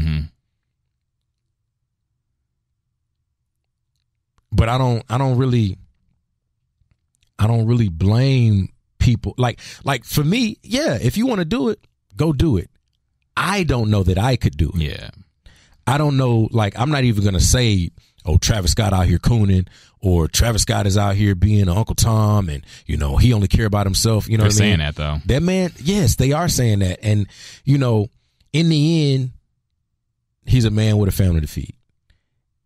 And if... They're fed, though. I mean, Kylie got more money than him, probably. But we also can't expect everybody to have the same moral compass as us. Yeah, I agree with that. Because we thought the same thing about Kanye, too. Yeah. And some artists, and, because I ain't never really just seen Travis Scott just speak up about social issues. The one time he did, it went badly. What was those Michael Brown comments? Oh, what he said? He essentially, he said that Mike Brown provoked it. And, and there's consequences for your actions and all this stuff. So that was some cornball shit. Yeah. And which is also why sometimes you could just say nothing. Exactly. And I will be okay with that. Like Jordan, for instance. Like, I don't be looking for Jordan to say nothing about nothing. You know, if he does, and it sounds. He ain't gonna say what you want to hear, right? Michael, you know Jordan what I mean? Like, I don't think he's gonna do a whole lot of that, but you know, I'm also okay with the fact that he doesn't say anything at all. Yeah, because I don't want to look at you in that sense. I want Michael Jordan to be Michael Jordan. I don't want Michael Jordan to be Malcolm X. I don't want Michael Jordan to be Colin Kaepernick. Everybody's different. Yeah, you know what I mean? Like, I get it. Like, there's black Republicans all over the place. Kyle Drescher's a black Republican. Yeah. I ain't taking no pictures with no niggas. I ain't taking no pictures with no niggas.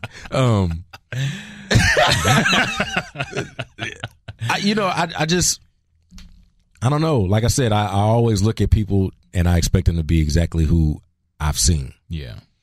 And who's to say that I don't sit down with Michael Jordan one day and we drinking and smoking cigars and Mike just go off and get to saying that white boy ain't shit and this and that, blah blah blah. Because one thing I will say about Michael Jordan that people really, really don't ever talk about is the fact that Michael did not go to the White House when George Bush was in office. Yeah, he did not go. And from what I understand, when someone asked him why, he said, "I ain't vote for his ass." Oh wow, that's the story I heard. Okay, I didn't know that. I don't think it was just he's got a prior engagement, because he was at every Bill Clinton White House invitation that there was. He was at every single one of them. The one he didn't show up to was the one with George Bush. I didn't realize that. But the one that got ostracized was the shooter on the team, the one that showed up in the oh yeah, I know you're talking about. I forget his name now. In the Muslim outfit. Yeah, I forget his name. He was on More Than an Athlete. Craig Hodges. Yeah, that's right. Yeah, he was there, and he wrote a letter to the president. Yep. And then he got blackballed. Mike was not there though. And again, from what I heard, is he said, "I ain't vote for him." I'm not saying that's the biggest, political statement you could make. I don't know that I would be at the White House while George W. Bush is there. While Lil Bush is, I don't think I would. I definitely ain't going to Donald Trump. Yeah. I ain't doing it. But again, like I get that these people are thinking like, these are the numbers. This is what I stand to make on this, and I'm going to do it. It's the Super Bowl. It's the most watched event. I'm not really mad at them. So what do you think about Gladys Knight doing a national anthem? Yeah, she said, what'd she say? She said you have to have, don't bring the song into it. Yeah, basically. Like she worded it to not throw shade at Colin Kaepernick, but she still kind of did, because she said, the national anthem's not the place and we need to take it back and all this stuff. So, well, I mean, I have so much respect for Gladys. Yeah. I also understand that Gladys is speaking from the perspective of a 70-year-old black woman. Yeah. And there's a lot of rhetoric that black people used over the years from that age group that was vastly very conservative. Mm-hmm. Jim Brown, one of them too. Yeah. You know what I mean? Like a lot of our views on gay people have a lot to do with the way our 50, 60, 70, 80-year-old parents and grandparents thought about gay people. Yep. A lot of the way we can't get away from church sometimes has a lot to do with the way our 50, 60, 70, 80-year-old parents and grandparents view church. You can't say nothing about the pastor. You can't do nothing about this. We can't talk about uncle molesting everybody, because that's just not what we do in this family, and we don't want this and that, blah, blah.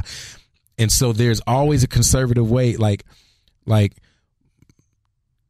Luther King, you know, we say that what people called him a radical because he would sit in at, you know, and boycott buses and stuff like that. Yeah. It's kind of light. At that time, it would have got you killed.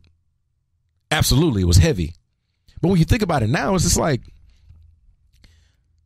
and again, him and the people that he rode with that time are the reason why we can look at that and say, damn, that just didn't seem like a big deal. Now we say it doesn't seem like a big deal. Back then, that was a huge deal. And we're like, why? Why is it a big deal I can't, you know, drink from this water fountain? You know what I mean? So, but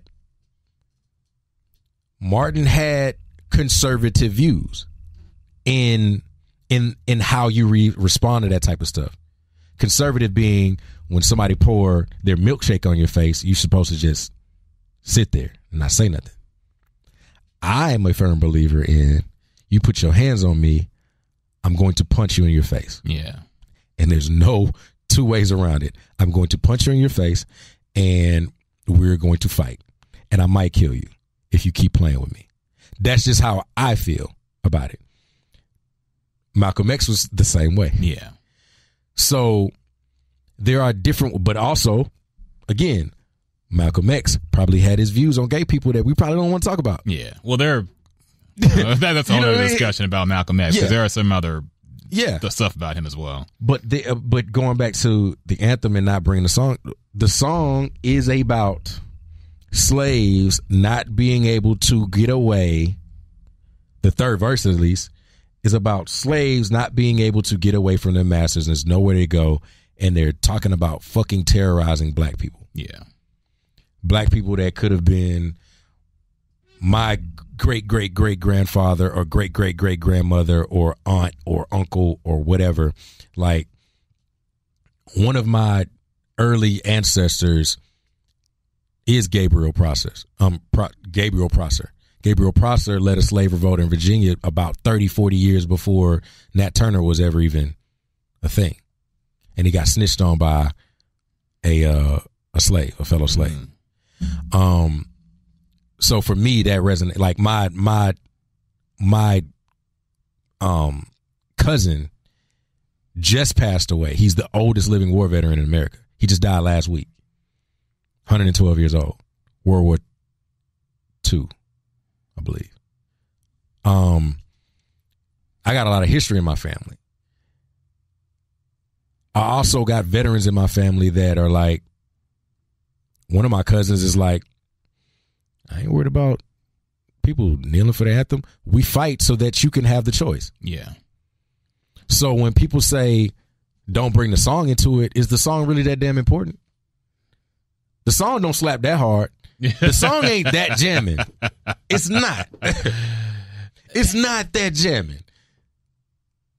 Now you get the right person to sing it, it sound good. Yeah, Marvin Gaye, Whitney. You get Jimi Hendrix to play it. It sounds great. Beyonce can sing the walls off of it. Yeah. John Legend is really good at it. Even Gladys Knight is very, very good at it. Yeah. But it's a song too, though. So if I don't want to sing the song, if I don't want to stand for the song, so what? You know what I mean? Like we're not making, like, I didn't see what the big deal was when he knelt, because he had a reason behind why he knelt. So it's a silent protest. It's just the way that it is. And again, I have so much respect for, Gladys Knight, and I think that might just be where we disagree on, but it's also a generational gap too. Yeah. And I get it. And I understand, like, there's certain things that me and my mom don't agree on as, about societal things. And I understand it because things meant something different for her when she was 20, 25. Things were vastly different. And for me, it means something a little bit different. You know what I'm saying? It's kind of like, for years, Oprah didn't like rappers because they used the word nigga. Yeah. Oh man, she went on a tirade. Like it was tore Ludacris apart. 50 didn't like her for it. Mm-hmm. She wouldn't even have Jay-Z on. Yeah. And then finally when Jay-Z and them sat down. They just had a discussion about it, and they agreed to disagree on it. I don't like the word. Well, it's not that I like the word, but I use it because of this. And this is what I do with it. And we put this much power into the word and this and that, blah, blah, blah. And this is how I feel about it. Well, I don't like it because, it's the last thing that was said to you when they kicked the chair from under you and they hung you from a tree. Totally understandable. Both ends of it. Yeah. I completely understand both ends of it. White boy, you can't say nigga though. White girl, you cannot say nigga though. And my whole litmus test of it is, look, anything that you about to say that's offensive, when you about to say something that's offensive, ask yourself, can you fight? If you can't, you probably shouldn't say it. Because the person you about to say it to, you have no idea who they are. That's true. If you cannot fight, don't say nothing that might be deemed offensive to them. And you can't tell people not to be offended by certain things. If I tell a gay joke and a gay person is like, I'm deeply, deeply offended by that, it was wrong and you shouldn't have said it, I got to take that. I gotta eat that. I got to say, okay, you know what? You're right. Would that make you stop saying a joke? It would make me think about it more. Okay. Even if maybe, and if I say the joke again, it would be around somebody that might be gay that doesn't take offense to that. But I'm not going to keep saying it to you. Like, I'm not finna keep calling you, because I don't even use the F word. Really, nobody does anymore. Gay people do. That's true. To each other, right? And so, but I can't say, well, y'all say it. Yeah. Who was that dude that called will.i.am that? The Perez Hilton. Perez Hilton is trash, dog.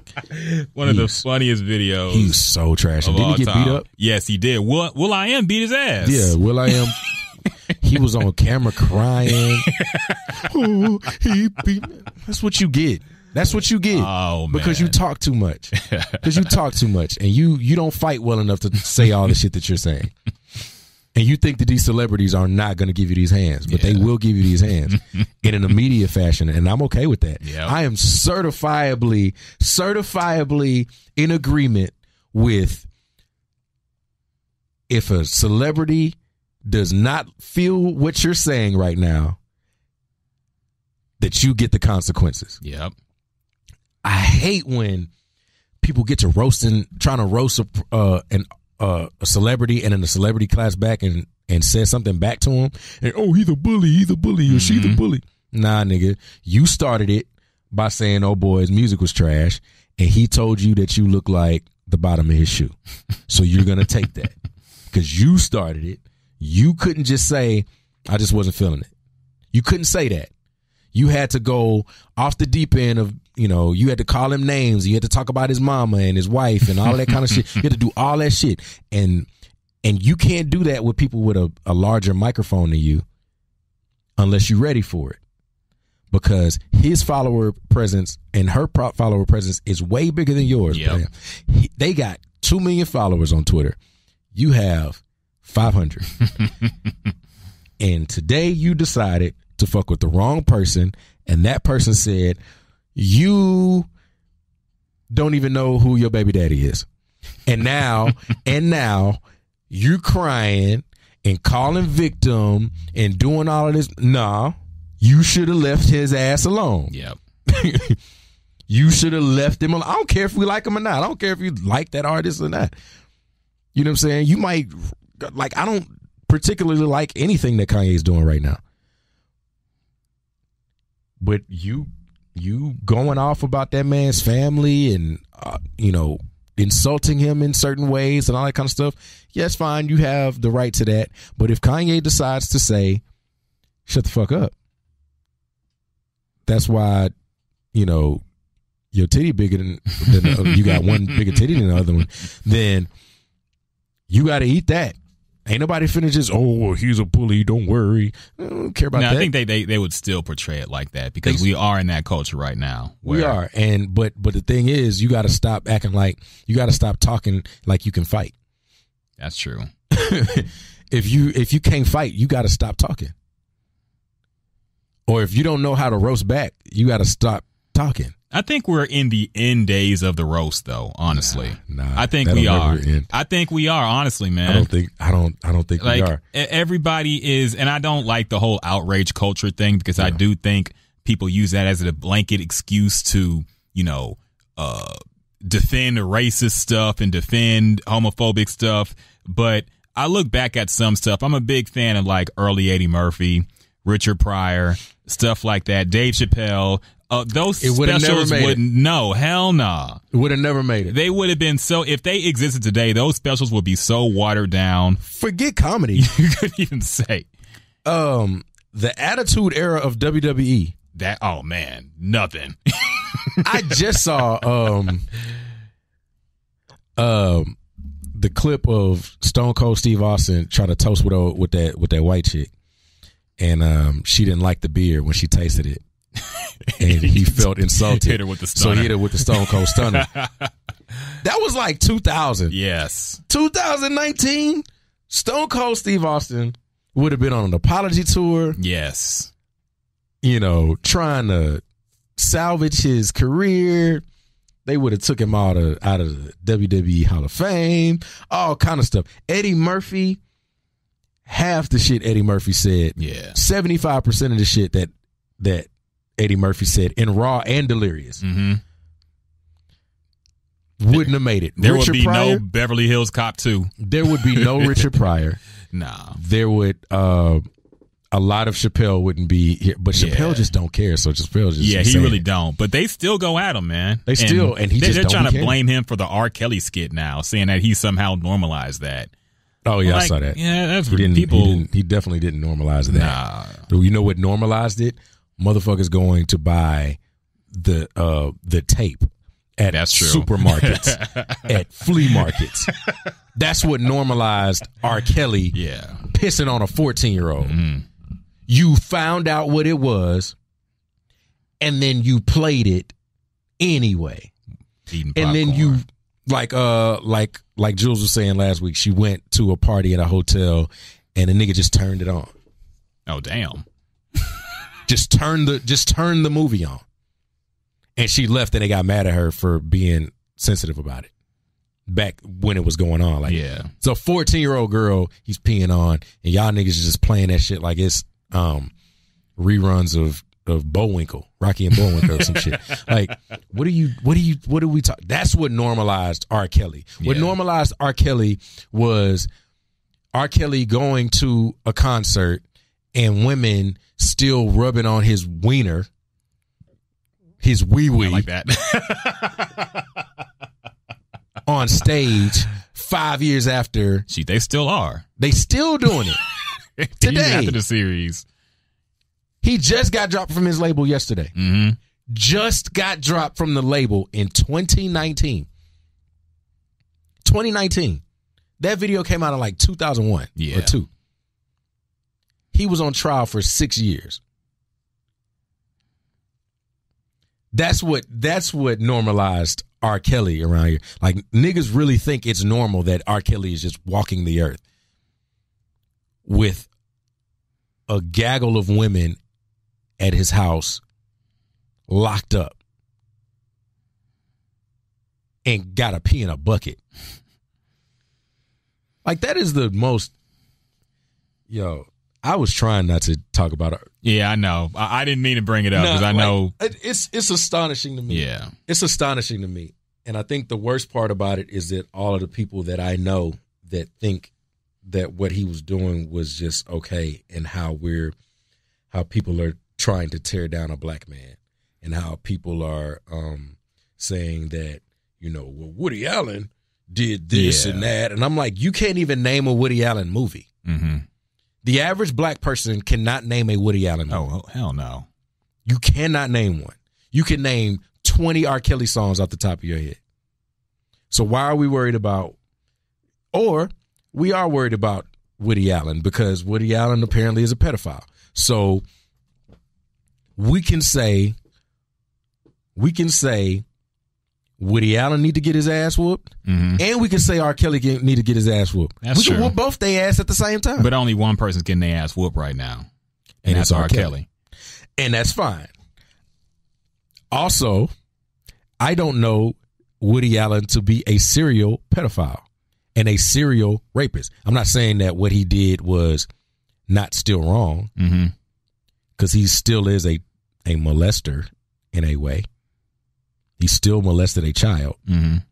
R. Kelly is currently abusing and molesting women and girls today, doing that now. He's probably in the house right now peeing on a 19-year-old or an 18-year-old or a 15-year-old. For legal purposes, allegedly. No. But I guess No, he definitely is. Okay. He 100% is. If he could, they can try to sue me if they want to. I ain't got no money. It don't matter.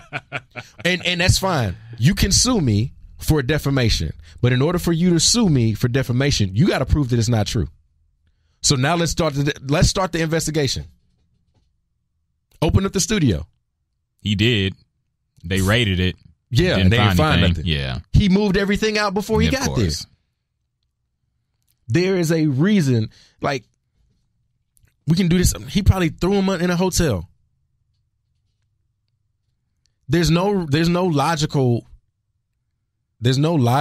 thing that we can say about why there are women that literally have not spoken to their families in years.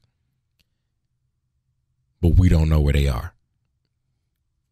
They know that the last time they saw him was with Joe ass. Ain't no move. You could keep doing that. But right now you're just the drug dealer who got to keep going from trap house to trap house and house to house because the feds is on your ass. Yeah. And then you get cornered. But the problem that he's about to run into is his money is dried up. The money's gone now. You don't have a label to fall back on. They can't advance you money. You don't have a net worth of anything. Your net worth is $1 million. Probably less than that. Because you couldn't even read your contract. Yeah, he admitted that. So you couldn't read your contract. So you don't even own the publishing to any of the music that you make. So when people use it and people play it, you're not the one getting paid off of it. People are now starting to not play, book you for shows. The money's drying up, fam.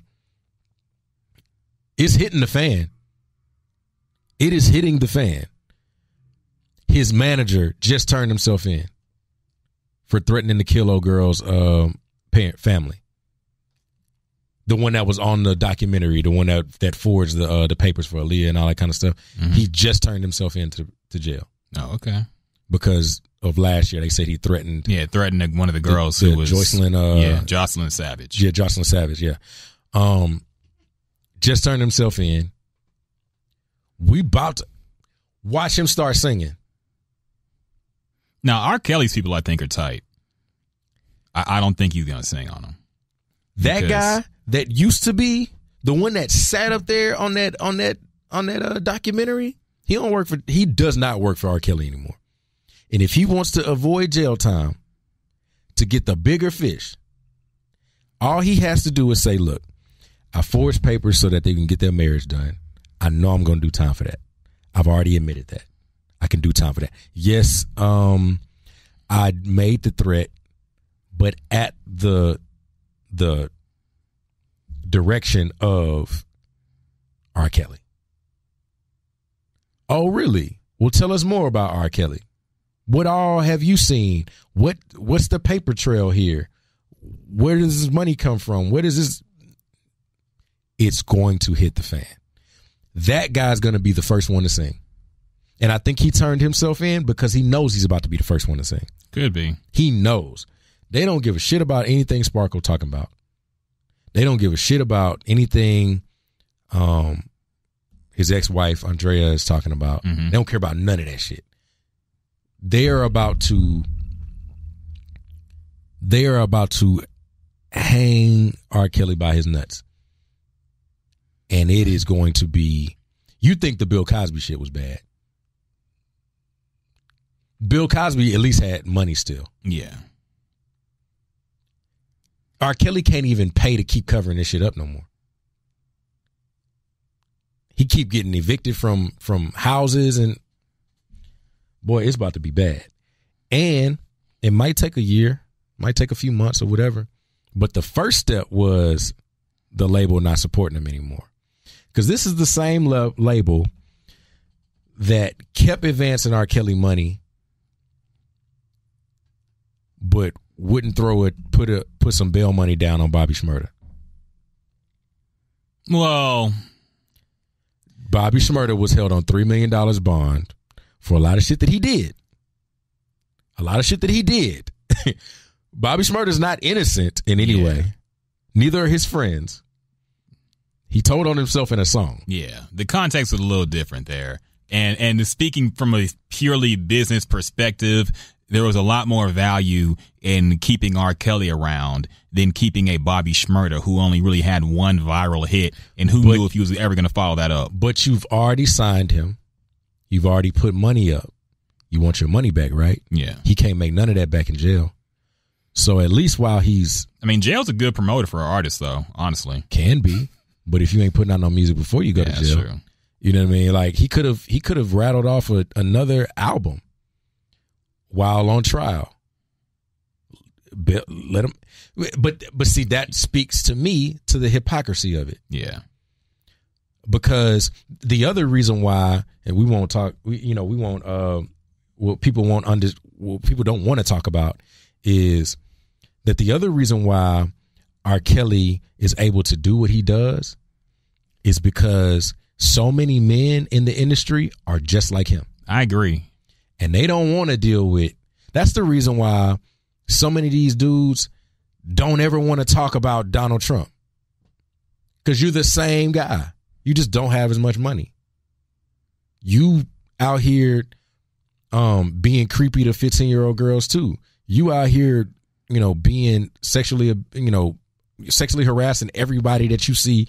You the one that don't like Mexicans, but you like them cutting your yards. You the one out here grabbing your purse or your holding onto your wallet real tight when you get on the elevator with a black guy.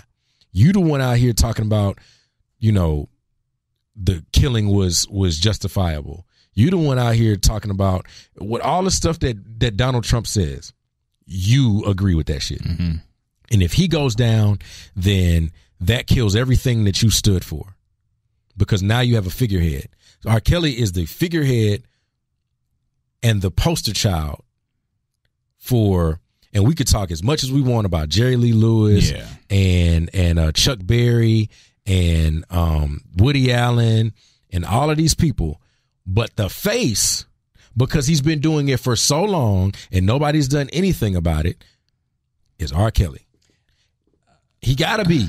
I disagree that people look at him like he is, like people defend him because they do that as well. Some people might, but I think the bulk of the defense comes from, I think as black people innately, we have a revulsion when it seems like there is I don't want to say a conspiracy, but a mass effort to take a singular black figurehead down. Right. And in a way, I understand that. In a way, I definitely understand that. And we did it with OJ. Yeah. OJ killed that woman. Exactly. And that man. He killed that woman and that man. He did it with Bill Cosby. Bill Cosby absolutely drugged all of those women. Absolutely. And it's not because, I don't even know, it's just because he just has this thing about him. I don't know. I think that maybe it's just one of those things where he just thought it was okay. Nobody told him that it wasn't okay. Like, there's some people that are just like, bro, that's not right? Like, oh, no, ain't nothing wrong with that, man. I've been doing this shit for 30 years. Like, that's probably what he's been. And what are you going to tell Bill Cosby? He's fucking rich. Like, he's super rich. So it's a mixture of like, yeah, he's a little bit of a creep and a control freak. But also, I've been doing this for years and anybody said nothing to it. So I'm going to just keep doing it. Yeah. R. Kelly is just 100% a creep. And a control freak. He knows that this is wrong. If he knew it was wrong, if he didn't know it was wrong, he wouldn't deny it so much. He wouldn't go to such great lengths to hide everything that he's doing. Right? So I think the other part of it all is we like to act like, Uncle Junebug wasn't molesting and abusing the kids. We like to act, we don't talk about that part of our. I agree with that. Also, another thing about R. Kelly, and I heard even Joe Budden say this, I wouldn't be surprised if when they open up and pull back the curtain and all the maggots are flying back and all that kind of stuff, there are going to be some boys in that situation. There are going to be some young boys in that situation. I don't see how you take a girl and decide that she was defiant, and so you make her cut all her hair off and dress like a boy and act like a boy, and you don't like boys. There's also a story last year that came out of him DMing a 17-year-old boy. I think he identifies as maybe non-binary in some aspect. Okay. DMing a boy on Instagram and saying, "You a fine looking boy. Would you like to come to my show in St. Louis?" Oh, wow. Yeah. And then apparently a nude was sent from R. Kelly to him. I never heard that before. That's ugh. It's there. I mean, these R&B singers, man, I tell you. Hey, man, look. Hey, look. I can't even argue with you because it's some out there, man. It seems to be some out there. There is a rumor about just about all of them, man. Yeah, and it seems like I think that all of this would I think all of this would be different if A, the women were white, and B, there were boys involved, because we don't listen to black women about anything. We don't care nothing about what they talking about. We think they lying all the time. We think they out here trying to get money. Like that's the craziest part to me, is it like, oh, they just doing that documentary to make money. None of the people on that documentary made money. Nobody got paid to do those interviews. So why would I go up there for free and talk about all the trauma that an artist didn't put me through for no money? If this didn't happen, why am I sitting on here putting myself through that? It don't make no sense. I think very soon some things are going to happen to R. Kelly, and I think that very soon, because I've heard him talk. They say he's talking about fleeing to Africa, and extradition works too, homie. Donald Trump. Go where Russell Simmons went. Where did he go? He booked Beirut, something crazy. He flew the hell out this country, man. They were coming after him. Man. And he's still tweeting like he's like this pro-activist, pro-everything. But nah, them allegations started coming and he got out of the USA. Look, I'm just finna go and go do yoga. I'm just finna go do yoga. Yeah. Y'all have a good night, guys. Thank you, guys. God bless. Good night. Oh, man. Russell. It's a lot of music execs though that. Oh man, and that's the thing. That's what kind of gets me too. It's like I feel like when you go after people, and yes, R. Kelly likely does deserve it, but I feel like the ladder goes much higher than him, and I feel like people will be mistaken to say, okay, Bill Cosby and R. Kelly are gone, so this is a win for the movement. Right? Like no, these people got this behavior from they realized it was okay from somewhere. You know what I think? And the Hollywood and the music industry are just so dirty at the top. You know what I think? Sometimes men can get, money obviously gives you access, right? I think that men sometimes get so rich and they have access to literally everything and everyone, and they get bored. And they start trying to find different ways to get their rocks off. Yeah, that's true. And, I mean, politicians, because even politicians don't get paid a whole lot of money. Even the president gets paid $400 a year, which is a lot of money, but not a lot of money when you think about the fact that it's the president, right? But what they have that supplements all of that is access, which means they probably don't pay for anything. They probably don't. Nothing comes out of their bank account for anything. They can reach anyone they want to reach. The mayor can get to any one of us. Sylvester Turner can get to any one of us that he wants to. All he has to do is say, who's Jack Freeman? Send somebody down to go find, let's go. I want to talk to him, whatever the situation is. So when you have that type of access and those types of resources, there's only so much cocaine you can do on the penthouse floor of the apartment. Some of these guys are really trying to find a lot more excitement in their lives. And they think that messing with children is exciting. They think that messing with transgender women is exciting to them. And if that's what your preference is, that's what your preference is. Shout out Mr. C. Shout out Mr. C.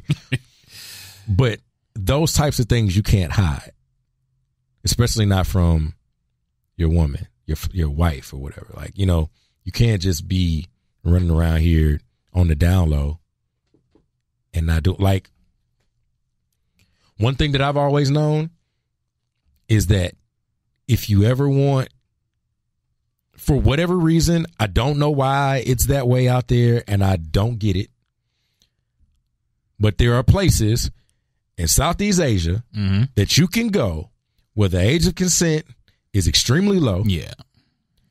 And there are a lot of lady boys. There are a lot of transgender boys and girls out there. Mm-hmm. And there ain't no rule about that. And there are people that go out there and they have a lot of fun. And I don't understand it. I don't know why people want to do that. I don't know what the situation is or what's going on in their heads and all of that kind of stuff. Like, so Dubai too. All these models getting flued out. flued out. All these women getting out there to go get really degrading things done to them for 15, 20 grand. And then they making them talk on video and say that they're consenting to all of this so that they can't sue and they can't. It's a lot of rich, bored people out there. That's true. But bro, just go play basketball. Like, you know what I mean? Like don't, like you don't have to terrorize kids. Yeah. And then if you already are a certain type of person, the money just makes it even more. It does. So if you already a crackhead, giving you $1 million probably isn't going to be the best thing for you if you don't plan on getting off crack anytime soon. If you like sex a whole lot to the point where you're already paying for it, giving somebody $100 million is probably not the best thing to do when they don't want to stop paying for sex. It's just kind of, I mean, do I think that there's some women out there that are extremely successful and extremely rich that probably have some lifestyles that are just like, the hell going on here? I mean, probably so. Mariah Carey just got sued by her former assistant. Sexual assault, or not sexual assault, sexual harassment. Apparently she was just walking around naked around her all the time, saying another one of her managers was like abusing her somehow. So, what? Yeah. I didn't hear that. Yeah. This is recent. I think she just settled with the assistant, but now there's like a new lawsuit against her manager. Oh, wow. So, yeah, it's getting wild with Mariah Carey right now. It's kind of swept. Nobody's really reporting it a whole lot, but it's out there. Yeah. Sexual harassment as it comes from women isn't necessarily something that people like to talk about a lot. Yeah. It happens, though. Definitely happens. Yeah, that's why I didn't. I would have. I mean, but it also kind of doesn't necessarily shock me much. Mariah Carey been famous for so long. She's been famous for a very long time. She's been super rich, so. Super rich, super famous. She probably just has people around her that's worked for her a long time, and she just don't care nothing about wearing clothes. That. I mean, Lady Gaga on her documentary on Netflix, she was talking to, I don't know, an assistant or a management guy or something, whoever it was. They at the by the pool, and she's like, "Oh, hold on," and then she just takes off her shirt. And then she's just talking and the titties is out. And I'm like, okay. And then the other girl is just like, no, it's okay. And then they're just talking. All right, Lady Gaga was the one that took the song that she did with R. Kelly off. Yeah, she did. That nobody heard. Like, what do you think about that, man? I don't even know what song it was. That song did numbers. Did it? A few years ago. Yeah, she performed it on Saturday Night Live with R. Kelly on stage, and he was like grabbing her ass and all that. It was, oh my God. It was crazy. The song is actually not bad. Yeah. Objectively. Yeah. I mean, if you want to take your song off with R. Kelly, then that's fine. But do you think that's kind of riding the current? Yes, riding the wave of. It's pretty reactionary. Yeah, because that song's been out for years now. Look, I have a song. Not gonna lie, I got a song with R. Kelly. It's called "Riding." No, I don't have a song with R. Kelly. But in the say, when I was younger, heard a wise man. It's called "Riding." Heard a wise man once say that you remind me of my Jeep. Yeah, I just want to see the way lights hit you one way out on the creep. Yeah, so. I've been back and forth about changing that line, but that song's been out since 2013 or 14. I perform the song a lot. Mm-hmm. I'm not changing the line. As much of a piece of shit as R. Kelly is, and as, like, I don't think the song that I referenced in R. Kelly song is the catalyst of breeding. Like, everybody knows that I am fully on a fuck R. Kelly train. Yeah. Like, and I don't think people are penalizing me for that either. You know what I mean? But like, now I know that people that listen to it are probably going to listen to this podcast. All 10 of y'all are probably going to go back some people and listen. got upset. Yeah. Like, they might be upset about that, but, you know what I'm saying? Like, I just don't. I don't know. I don't think that the reference is that deep. Yeah. For it. I mean, there's probably an R. Kelly reference in all types of people's songs, and they probably don't have much to do with abusing women at all. So, do you look at somebody who still listens to R. Kelly music negatively? I do say, like, why? Really? I listen to it. I'm like, because there are so many great R&B songs out there. There are so many great R&B songs out there that aren't R. Kelly songs. I understand that, but let's be 100% honest. He is top 3 R&B, taking away everything that has been alleged and said and confessed. Mm-hmm. Everything he is reported to have done in his personal life. R. Kelly has to be top 3 all time. Absolutely. I'm not 100% mad at people for listening to it because he ain't getting paid for it anyway. Exactly. That too. The other thing, though, one thing that does bother me about people is these maybe DJs and stuff like that play it to spite people. Yeah. That, shout out to my nigga R. Kelly, man. We behind you. You know, that free R. Kelly. Even though you're in jail. You are a clown. And you want to ensure that no woman ever shows up to anything that you do. But that's a crazy thing, though, Jack. Like, women were still going to his birthday party. Women were still going wherever he went, blasting his music. Like, he still has the support of many women. Yes, but I would venture to say that not many of them with a high IQ are the ones doing it. Not very many. I don't know many very intelligent women. I don't know any intelligent women that are still like, nah, fucks with R. Kelly. I don't know any. I think that people want attention and they want status from people that they think have status. It's the same thing as women that were at the OJ trial. Yeah. Trying to get at OJ. It's the same thing as probably some women that were at Bill Cosby's trial. It's the same as, people writing letters to major hardened criminals because they saw them on TV. Yeah.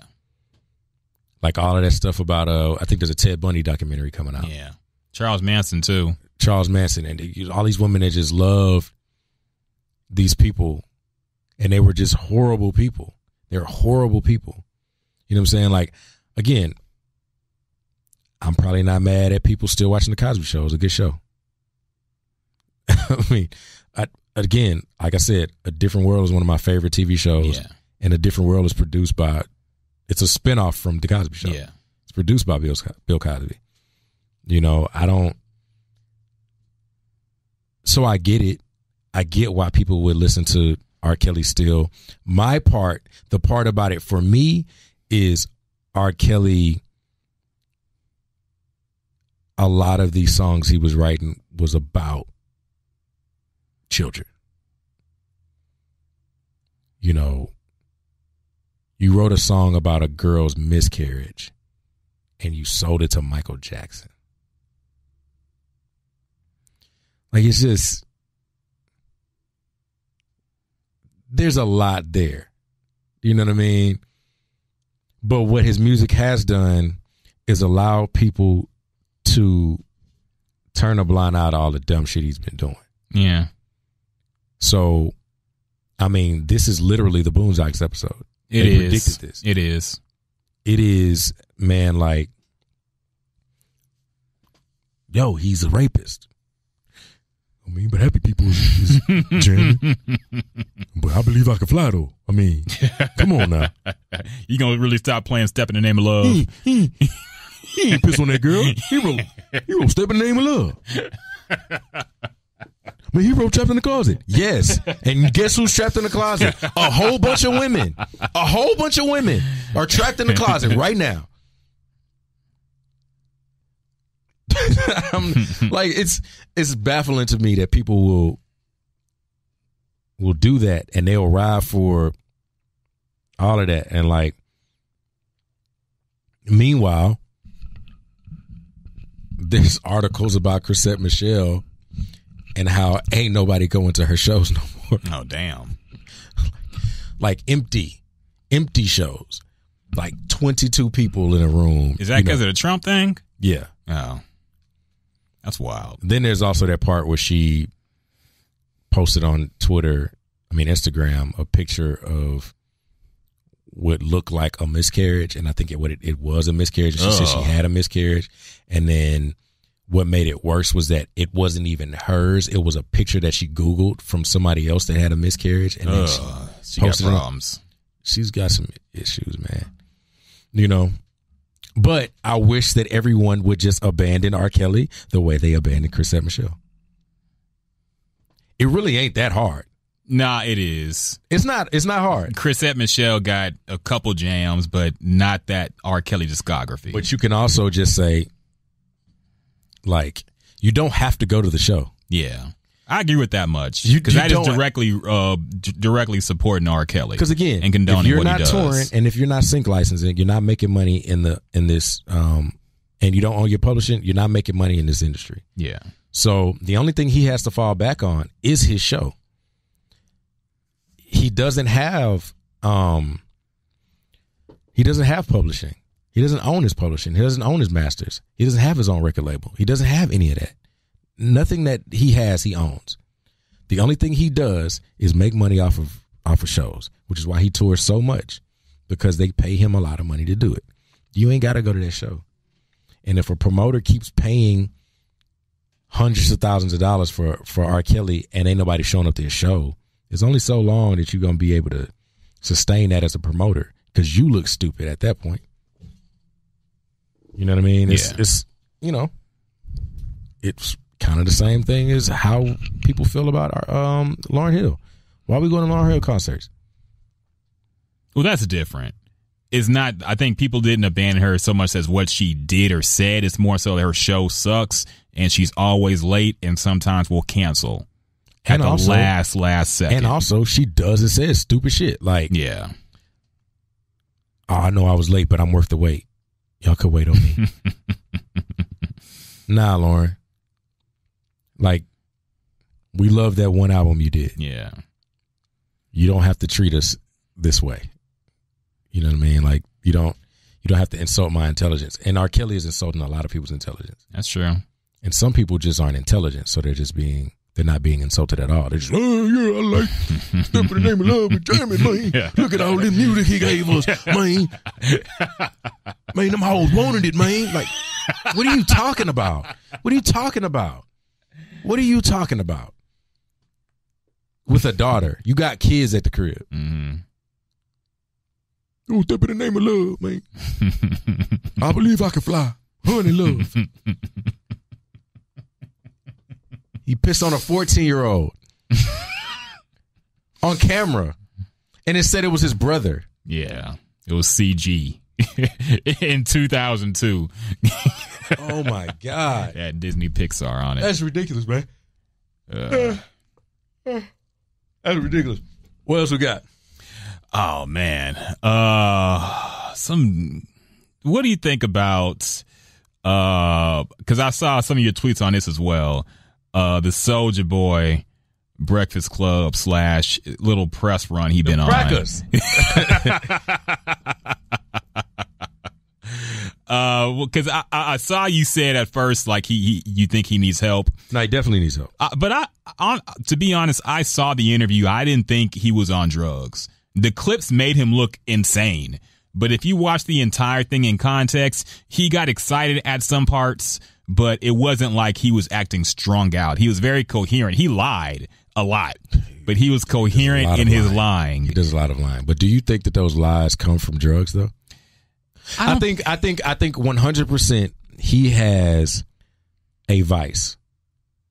Probably. And it probably is maybe pills or something like that. I'm not going to say the man's a crackhead or nothing like that. I don't think he's smoking a pipe or anything like that. Yeah. He might be on cocaine. That's the behavior of a cocaine addict. Sometimes. Yeah. I do think he needs help, though. I think that even if it's not drugs, I think what happens to a lot of people that become famous as children, whenever you become rich and famous, I think that's the age you stop growing. So Soulja Boy is still a 13-year-old kid. Yeah. He's 28, but he's still 13. You know, I think, so is he vastly, certifiably, ridiculously immature? Yes, absolutely. Does he probably have also his skin don't even look right. Like something ain't happening. He not drinking enough water, something is not going on. I don't think it's weed that's doing that. That Gucci headband dehydrated him. Yeah, that Gucci headband sucked all of the moisture out of his face. I do think he's on some type of an episode. He might have a mental health issue. It could be that. Yeah. But we have to stop. I think the main thing is I think we have to stop being entertained by the addict or the person having a manic episode or whatever the situation may be, and then praying for them when they decide they want to go get help. Yeah. And then because you're sad now, but you're only sad because they're not saying things that entertain you anymore. We did that shit with Charlie Sheen. I thought that shit was the most despicable shit ever. Like all the stuff he was doing and saying and all that kind of stuff, and everybody, oh, Charlie Sheen, oh, Charlie Sheen, I mean, this is great. Ain't nobody said nothing about Charlie Sheen. He at the house with AIDS. Nothing. Orlando Brown was going 2 years, a year, just saying the most ridiculous shit that he could think of. Oh man, he's dope. He's just funny. Oh, everybody laughing, ha ha, he. And then when he go to rehab, oh, pray for Orlando Brown. Pray for Orlando Brown, y'all.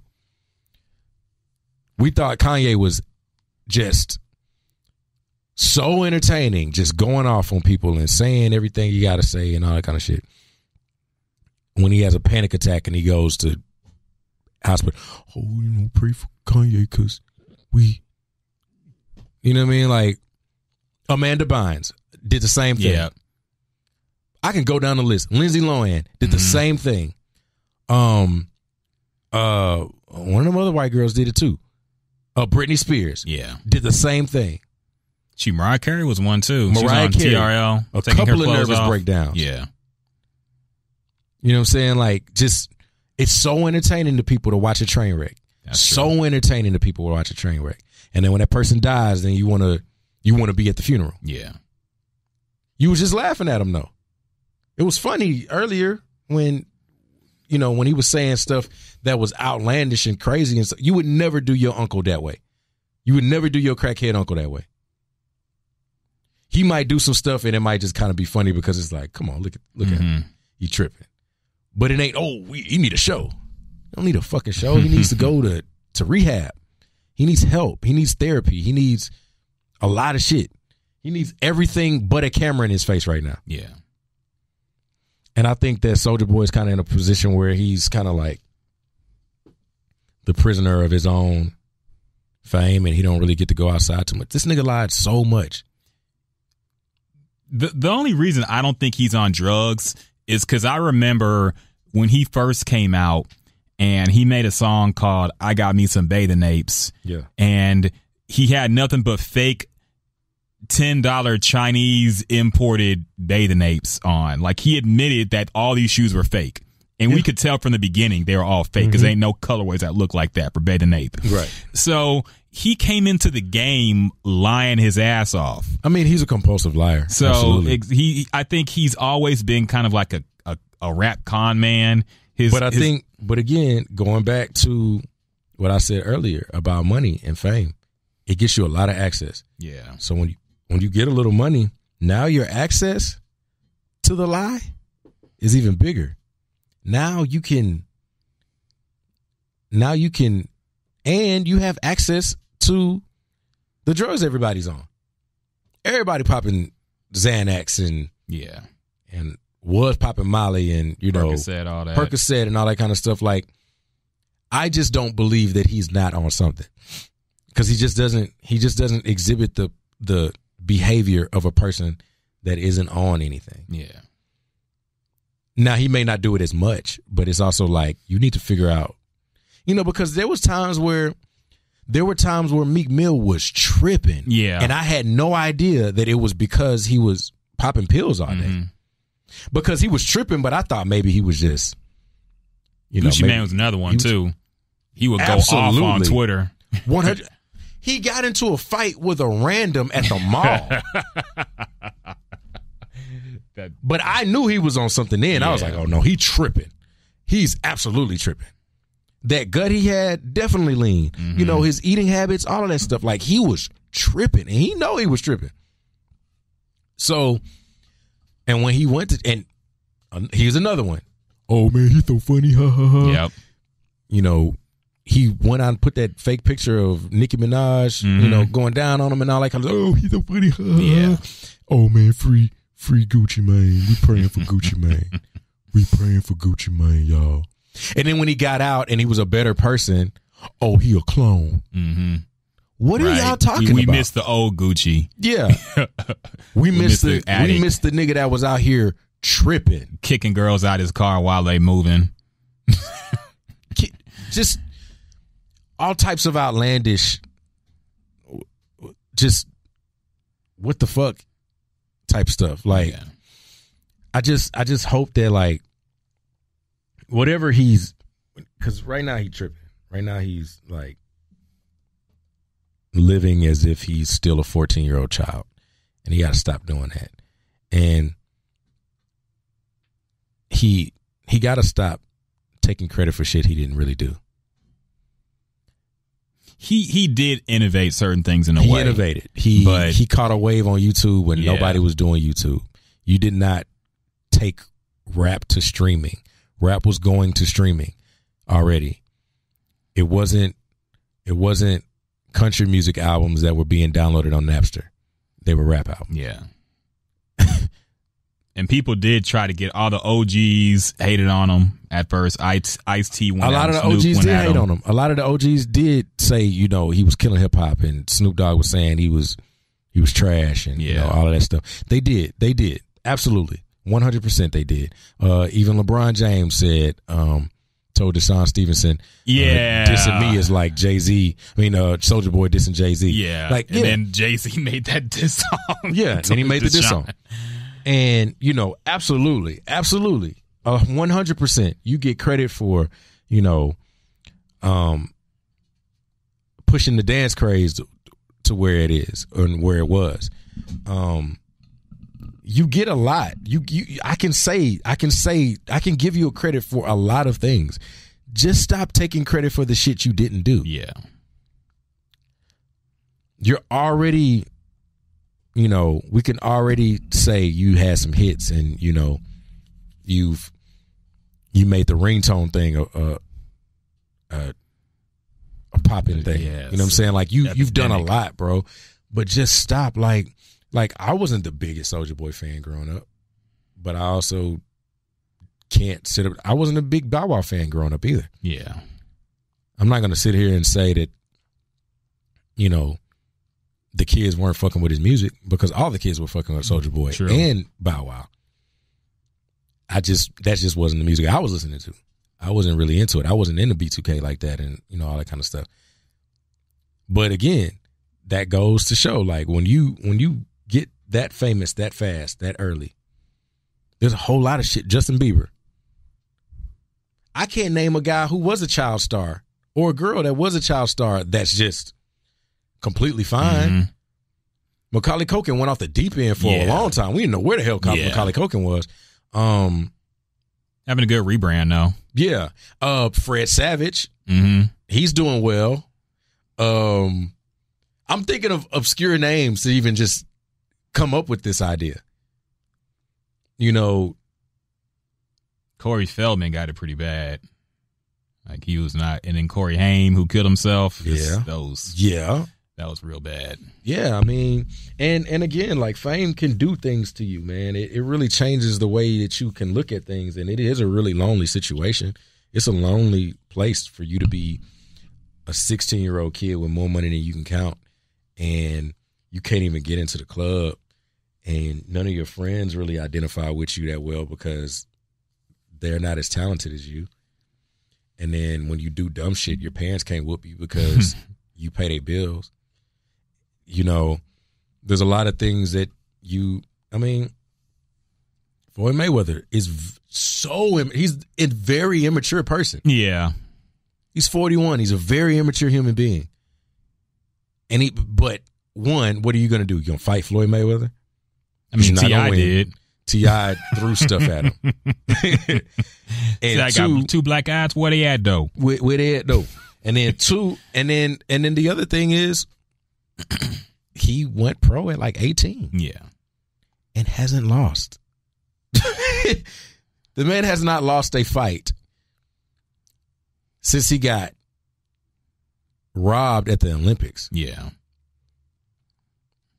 And I think boxers, to go on a little sidebar, I think it's there's an excuse for boxers.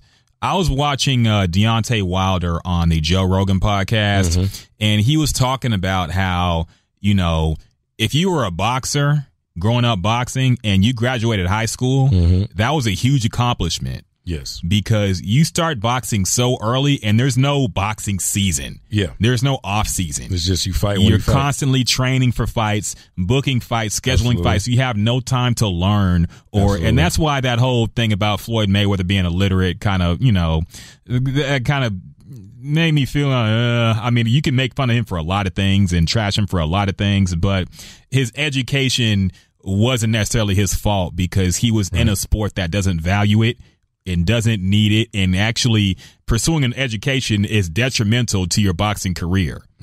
So boxers are definitely a little bit different because they are a lot of the best boxers were always the poorest boxers. Yeah, growing up, the poorest kids. They were the poorest kids growing up. Floyd's family, his dad and his uncles were fighters, but Floyd's dad went to jail because he was still selling dope, because he wasn't making no money. So, Floyd definitely, he came from nothing and he had a skill set that afforded him a lot of money. Yeah.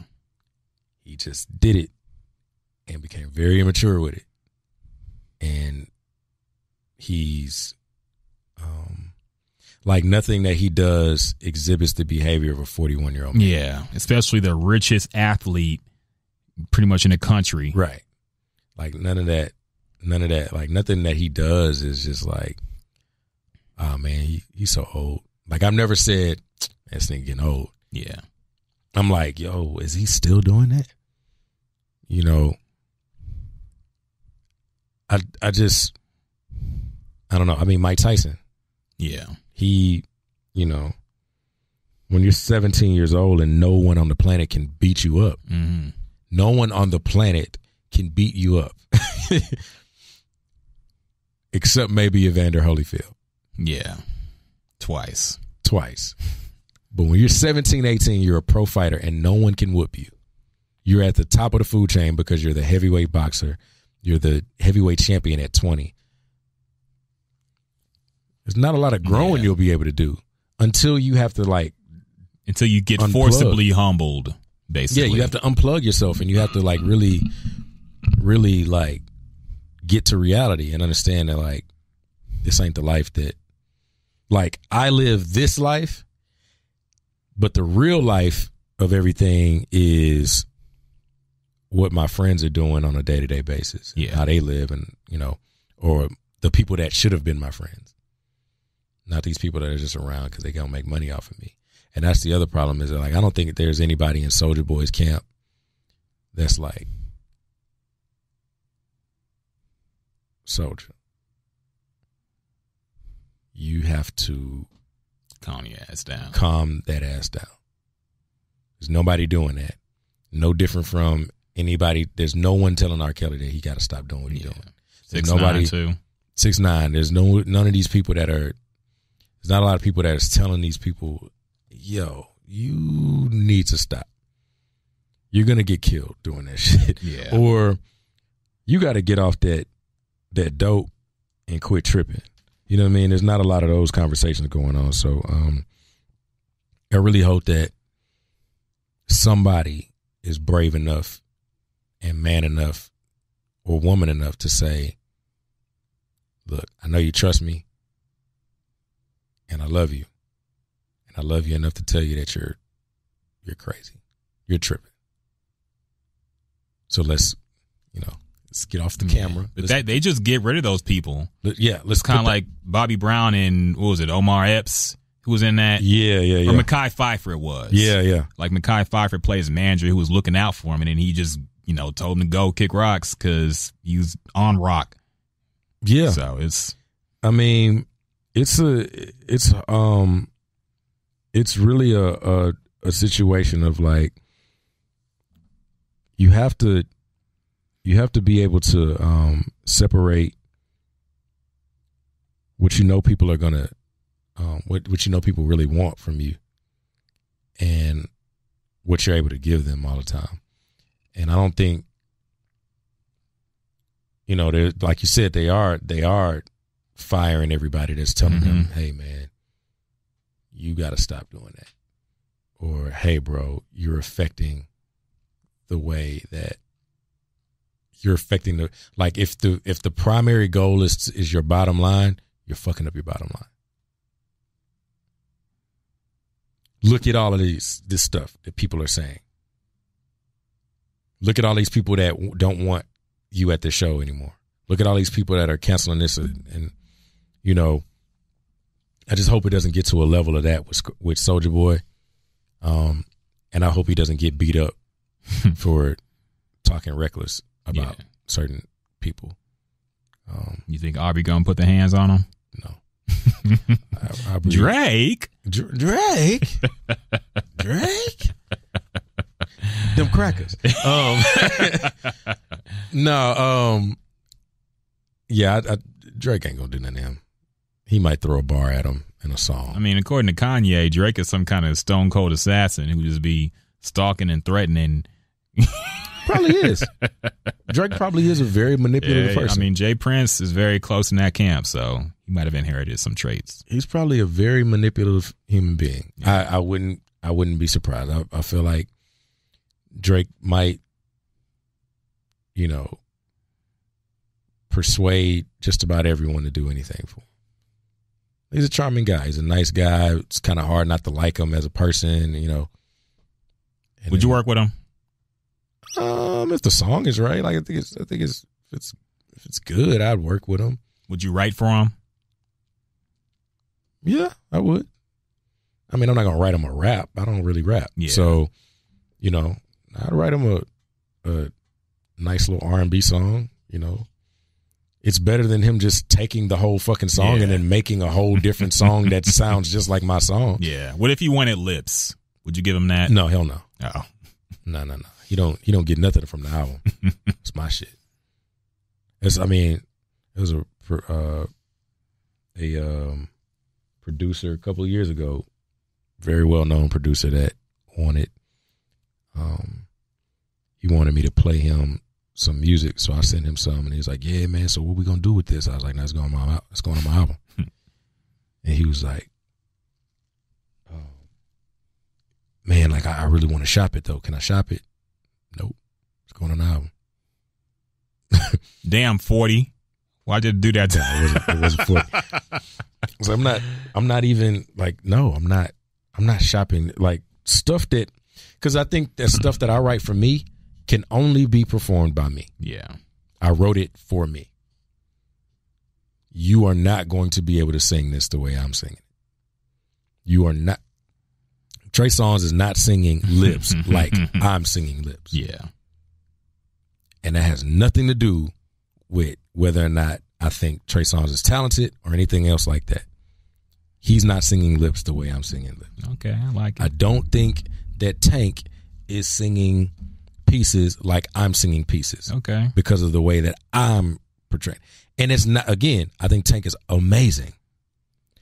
I'm not singing Tank songs the way he wrote it. You know what I'm saying? Like, it's just certain stuff, that can't be, duplicated by other people all the time just because they're talented or popular artists. So, no, I'm not letting Drake will ruin my song. Drake will ruin lips. I truly believe that he would. And I got love Shots for Drake. fired. I got love for Drake, but he would ruin that song. Okay. I don't even want a rap feature on that song. You would remix it? Except the version that we did with Arian. Yeah, I was gonna say. Because they put something around the beat for that, and he kind of did it in a way that made sense. You're not about to get on my shit talking about Nah, I'm not. No, we're not doing that. We'll fight before that happens. Drake, them crackers. Will Mr. Face be joining us tonight? Hell no, I'm not calling him. I'm not calling Brad no more. I'll call Brad. We'll talk about it maybe next week or something like that. One day we're going to make it happen. Yeah.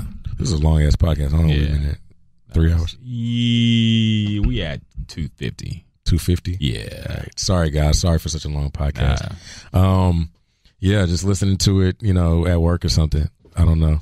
Man, we got time. Like, if people act like they don't have time to listen to podcasts, but most of y'all at work when you don't have to do anything. Yeah, y'all not doing shit. So, y'all just you can put papers. a little earpiece in. Yeah, put your little earpiece in and listen to us, man. I hope it's just driving in Houston anywhere takes about an hour. Yes, absolutely. Traffic's gonna be terrible anyway. You'll be done with this podcast by the time you get to work. Exactly. Yeah, man. Anything else we got on the docket? I think that's about it, man. I can't think of nothing else current. I'll mix a little sports, and I know you're a big sports head, man. Mm-hmm. Since we just talked about boycotting the NFL, now you got to make your Super Bowl picks. Even though this podcast will be out after the games have ended, but still, you got to make your picks, and let's see if you're right or wrong. I'm going Patriots and Saints or Rams? I'm going to go Saints. Okay. Patriots and Saints. Yeah, I think it's mainly because the Rams kind of started getting hurt at the wrong time. Yeah.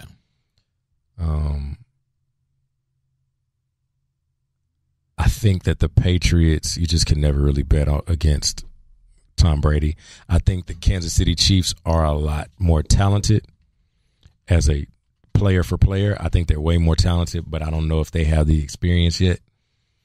And I think that if the game is anywhere near close, Tom Brady's going to do some Tom Brady shit. So, but again, once y'all hear this, the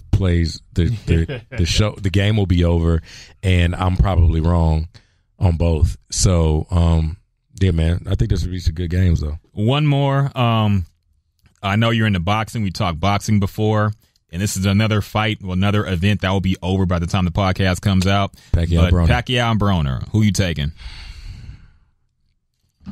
I'm going with Pacquiao by a decision. Okay. But I'm also a proponent of the fact that if Broner lets his hands go, he can win the fight. If he lets his hands go and his defense is on point, he can get the decision. I don't think he can knock. I don't think that he can knock Pacquiao out,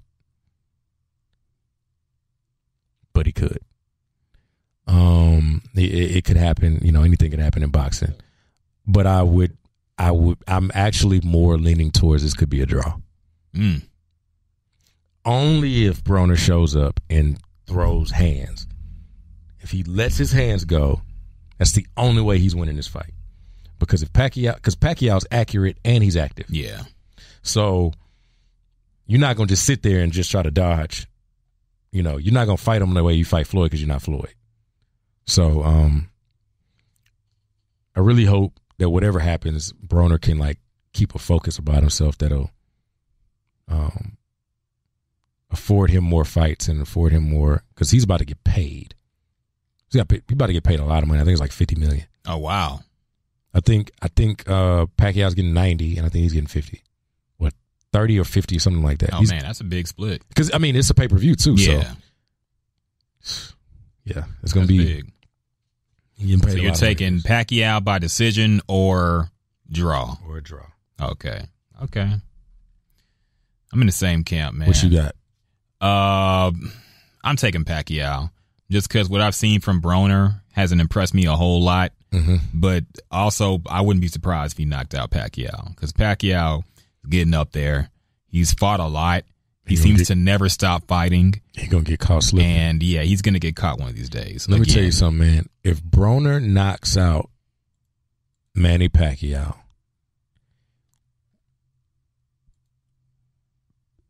Adrian Broner for the next 6 months is going to be the most unbearable nigga to deal with. Oh, yeah, definitely. Oh, man. It's going to be so bad. Floyd, do you think Floyd comes out and makes that fight if Broner does win? If you talk enough shit, he will. Yeah. If they can get the money up enough. If Broner talks enough shit, they'll make it happen. Yeah. And it'll be right there in Vegas. Shoot, it would have to be. And Floyd is going to be ready to punch his face off.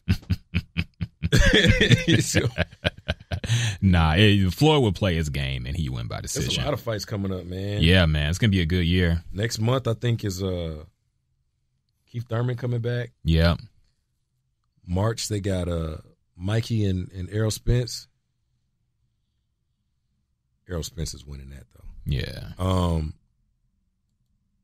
At April, some point, Wilder and Fury going to run it back. Yeah, they got to run it back. So that's probably this summer. Mm-hmm. April is Amir Khan and Terrence Crawford. And May just got confirmed Danny Jacobs and Canelo. Oh, okay. I think Canelo. Why is Canelo and Triple G still not happening? Because the WBC ordered the rematch. No, the WBC ordered Charlo next for Canelo. Oh. But then they started cherry picking, and they only want people that'll come to the zone and fight. And the WBC said, well, if Triple G wants Canelo again, he's going to have to fight Charlo. Oh, man. Triple G don't want no parts of Canelo. I mean, he don't want no parts of Charlo. He don't want no parts of He don't even want Jared Hurd, I don't think. He don't want Danny Garcia again neither. I mean, not Danny Garcia, Danny Jacobs. He don't want Danny Jacobs again either, because Danny Jacobs gave it to him too. Yeah. He just lost. So you're down on Triple G, huh? Triple G's I'm not with it. I think he's dodging a lot of guys. What pissed me off about him was after that Canelo fight, he put that guy up next that he wanted to fight. Yeah. And then they was like, yeah, this is the best contender for him to fight next. And then he went and lost to a Japanese dude. And then we was like, okay, so now your guy, what's up? Oh, we're going to fight that guy too now. Whoever the Japanese guy was that he fought. But he don't never say nothing about the Charlos. He don't never say nothing about, all he talk about is fighting Canelo. Yeah. And fighting these bums that he I just don't, I'm not with it. I think Canelo beat his ass last fight. Okay. And I think he'll do it again too. I think he'll beat Triple G again, because Triple G's is getting older. He is. Canelo is like 28, 29. Yeah, he's getting in his prime now. Yeah. He's bigger than he's ever been. He's got better defense than he's ever had. Like this Canelo will give Floyd problems. He probably don't win, but at this age, yeah, probably, because Floyd is older too. Mm-hmm. Even though Floyd's body is fresher because he hasn't fought in a while. So, but yeah, Floyd don't get hit. So, also Maidana's making a comeback. Yep. I think I like to see Maidana fight in middleweight, because he's kind of fat right now. I like to see him fight in middleweight. Yeah. I like to see him and Canelo. That would be a huge fight. I'd run that. That would be a huge fight. But yeah. That's one thing. I'm in a UFC these days more, just because I feel like they make the fights we want to see more often, and there's not a whole lot of politics behind it. Right. So I think this will be a good year for that as well. Oh, yeah. They just signed that deal with ESPN. They having a first ESPN fight tonight. Yeah. I think it's TJ Dillashaw and some other dude. Yep. So, and I think they got John Jones locked in. Yep. They already booked his other fight, I believe. Anderson. Anderson is his name? Chris Anderson, I think it is. Something like that. I know he want Cormier, but I don't think DC want no part. Cormier's going to take that fight. They're going to run it back. They're going to run it back in heavyweight, though. I think. They should. John, and that's what I don't like about John. Like, if he's so confident he can beat Daniel Cormier, he should just say, I will beat you at heavyweight, too. But after the fight, he was like, you got to come to lightweight. It's like, or light heavyweight. Mm-hmm. Well, he said, come get your belt back. Yeah. But I think that Cormier, I think John Jones, I don't really think he wants to be at heavyweight, but I think he'll do it He wanted to fight DC. Brock. That's true. He did. So it seemed like earlier on he had no problem with making heavyweight and fighting at heavyweight. Yeah, I don't think he has. He's got the frame to. I just don't know if his speed will translate. Yeah. But then again, he probably cardio's down to 205 anyway. So he probably walks around at 215, 220. The fight I always wanted to see, though, but it's never gonna happen, is Anderson Silva, John Jones. Oh yeah, light heavyweight. But Anderson Silva's past his prime. Yeah, he's fighting a really good dude too coming up. I think on that card. I believe so. I know. I saw. Let me see. That guy's good. He's fighting. I remember it's some hard to pronounce name. Yeah. Israel Adesanya. Yeah, 15-0. That boy's cold. Man, if Anderson Silva get knocked out, I'm gonna cry. I hope he don't get knocked out. Like he just taking losses lately. So he got popped for the steroids. Yeah. Yeah. I hope he don't. I hate to see him go out like that. Yeah, man. For sure, man. Shoot. So, is that all we got today? I think that's about it, unless you want to make a early NBA MVP pick. Oh, that's James Harden right now. Okay. That's James Harden right now. You know, we'll see after the All-Star break. But it's definitely James Harden right now. I mean, come on. Who's the NFL MVP this year? You know, I would probably give it to Mahomes. Okay. I'd probably give it to Mahomes. I agree. That's not too far off. I think he could win that. I think I'll lock it up. Who's your rookie of the year? NFL? Yeah. What are the options? I'm trying to remember who was a rookie this year. You got Phillip Lindsay from the Denver Broncos. Mm-hmm. You got. I mean, the popular pick is going to be Baker Mayfield. He ain't the rookie of the year. You don't think so? Nah. Okay. I don't think so. I mean, the way he took the Browns from purgatory to at least they got 6 wins. They went from trash to sorry. Yeah, I mean, they're just a bad team now. There's a bad team, but they're not the horrible. I'm going to go out on a limb and say Phillip Lindsay's going to win it. Okay.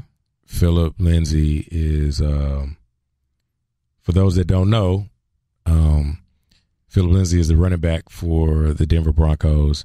He became the first undrafted free agent to go to the Pro Bowl in his rookie year. His sister went to school with me at Prairie View. Shout out to Sherry. Okay. He's a Colorado grad. He went to Colorado. But I'm going to go out on a limb because he's been balling this season, and I really want to see him win Rookie of the Year. I think he broke his hand like at the end of the season or something like that, or his wrist or something like that. But before that, he did a lot for that team. So shout out to Phillip Lindsay, man. I'm hoping he's wins Rookie of the Year. And if you don't have a choice for Rookie of the Year and you want to vote, go vote for Go vote for Phillip Lindsay. Yeah.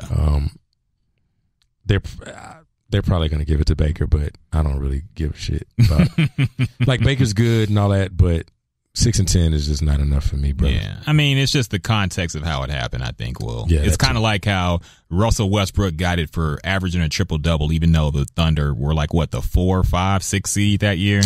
But he averaged a triple-double. He does it every year now. It's nothing special. He did it 2 years in a row. You're right. He's doing it now, too. Still. Nobody's talking about it anymore. Yo, he's going to end his career averaging a triple-double. Yeah. Shout out to Russell Westbrook, man. Yes. Indeed, man. What else we got? Nothing else? That's all I could think of, man. All right. We hit on everything big. You know what I want? What's up? Them crackers. All right. All right, man. So I hope you guys enjoyed our first no guest podcast. Maybe we'll do it again pretty soon. Let me know what you think. My man Ryan Rockett, I appreciate you turning on the mic today. Yes, normally sir. He's here, but his mic he just don't be on the mic a lot. Yeah. So we're here at our undisclosed location. What else I got? Oh, February 20th, Chicago, at the Promontory. The tickets are on sale right now on freemanbrand.com, thefreemanbrand.com/tour. New York, February 22nd, at the City Vineyard. Tickets on sale, thefreemanbrand.com/tour. I'm going to be at South by Southwest this year. More about that. I'm going to be in Atlanta soon. Oh, damn. I will be in LA soon. Lots of things are happening pretty well that are going pretty well. While you're on the freemanbrand.com, purchase a vinyl. Come holla at your boy. Follow me on Instagram. I am Jack Freeman. Follow me on Twitter _Jack Freeman. Ryan Rockett, what is your Twitter and Instagram? I'm on Twitter at the Ryan Rockett, Rocket with 2 T's. Instagram Ryan.Rockett with 2 T's as well. Also check out the Gems and Juice podcast if you're into hip hop, entertainment, relationship topics. That's me, my boy Figgy, the producer of the midday show In the Loop on Sports Radio 610, as well as Jasmine, our girl, who be holding it down. Check that out. Good conversations there. Just dropped a new episode for 2019. Also, the ESG and Rocket Show with legendary Houston rapper ESG. Dude's hilarious. It's a great show. We have a lot of guests coming in, and it's been picking up. So check it out now. That's available on, Apple Podcasts, Spotify, you name it, every platform you can get. So check those 2 podcasts out if you're into sports, hip hop, entertainment, all that. And Just we don't ask for a lot, man. Just hit the like button, hit the subscribe button, and that's it. We appreciate it. Hey, all right. That's enough of the Jack of All Trades podcast. We out of here. Peace.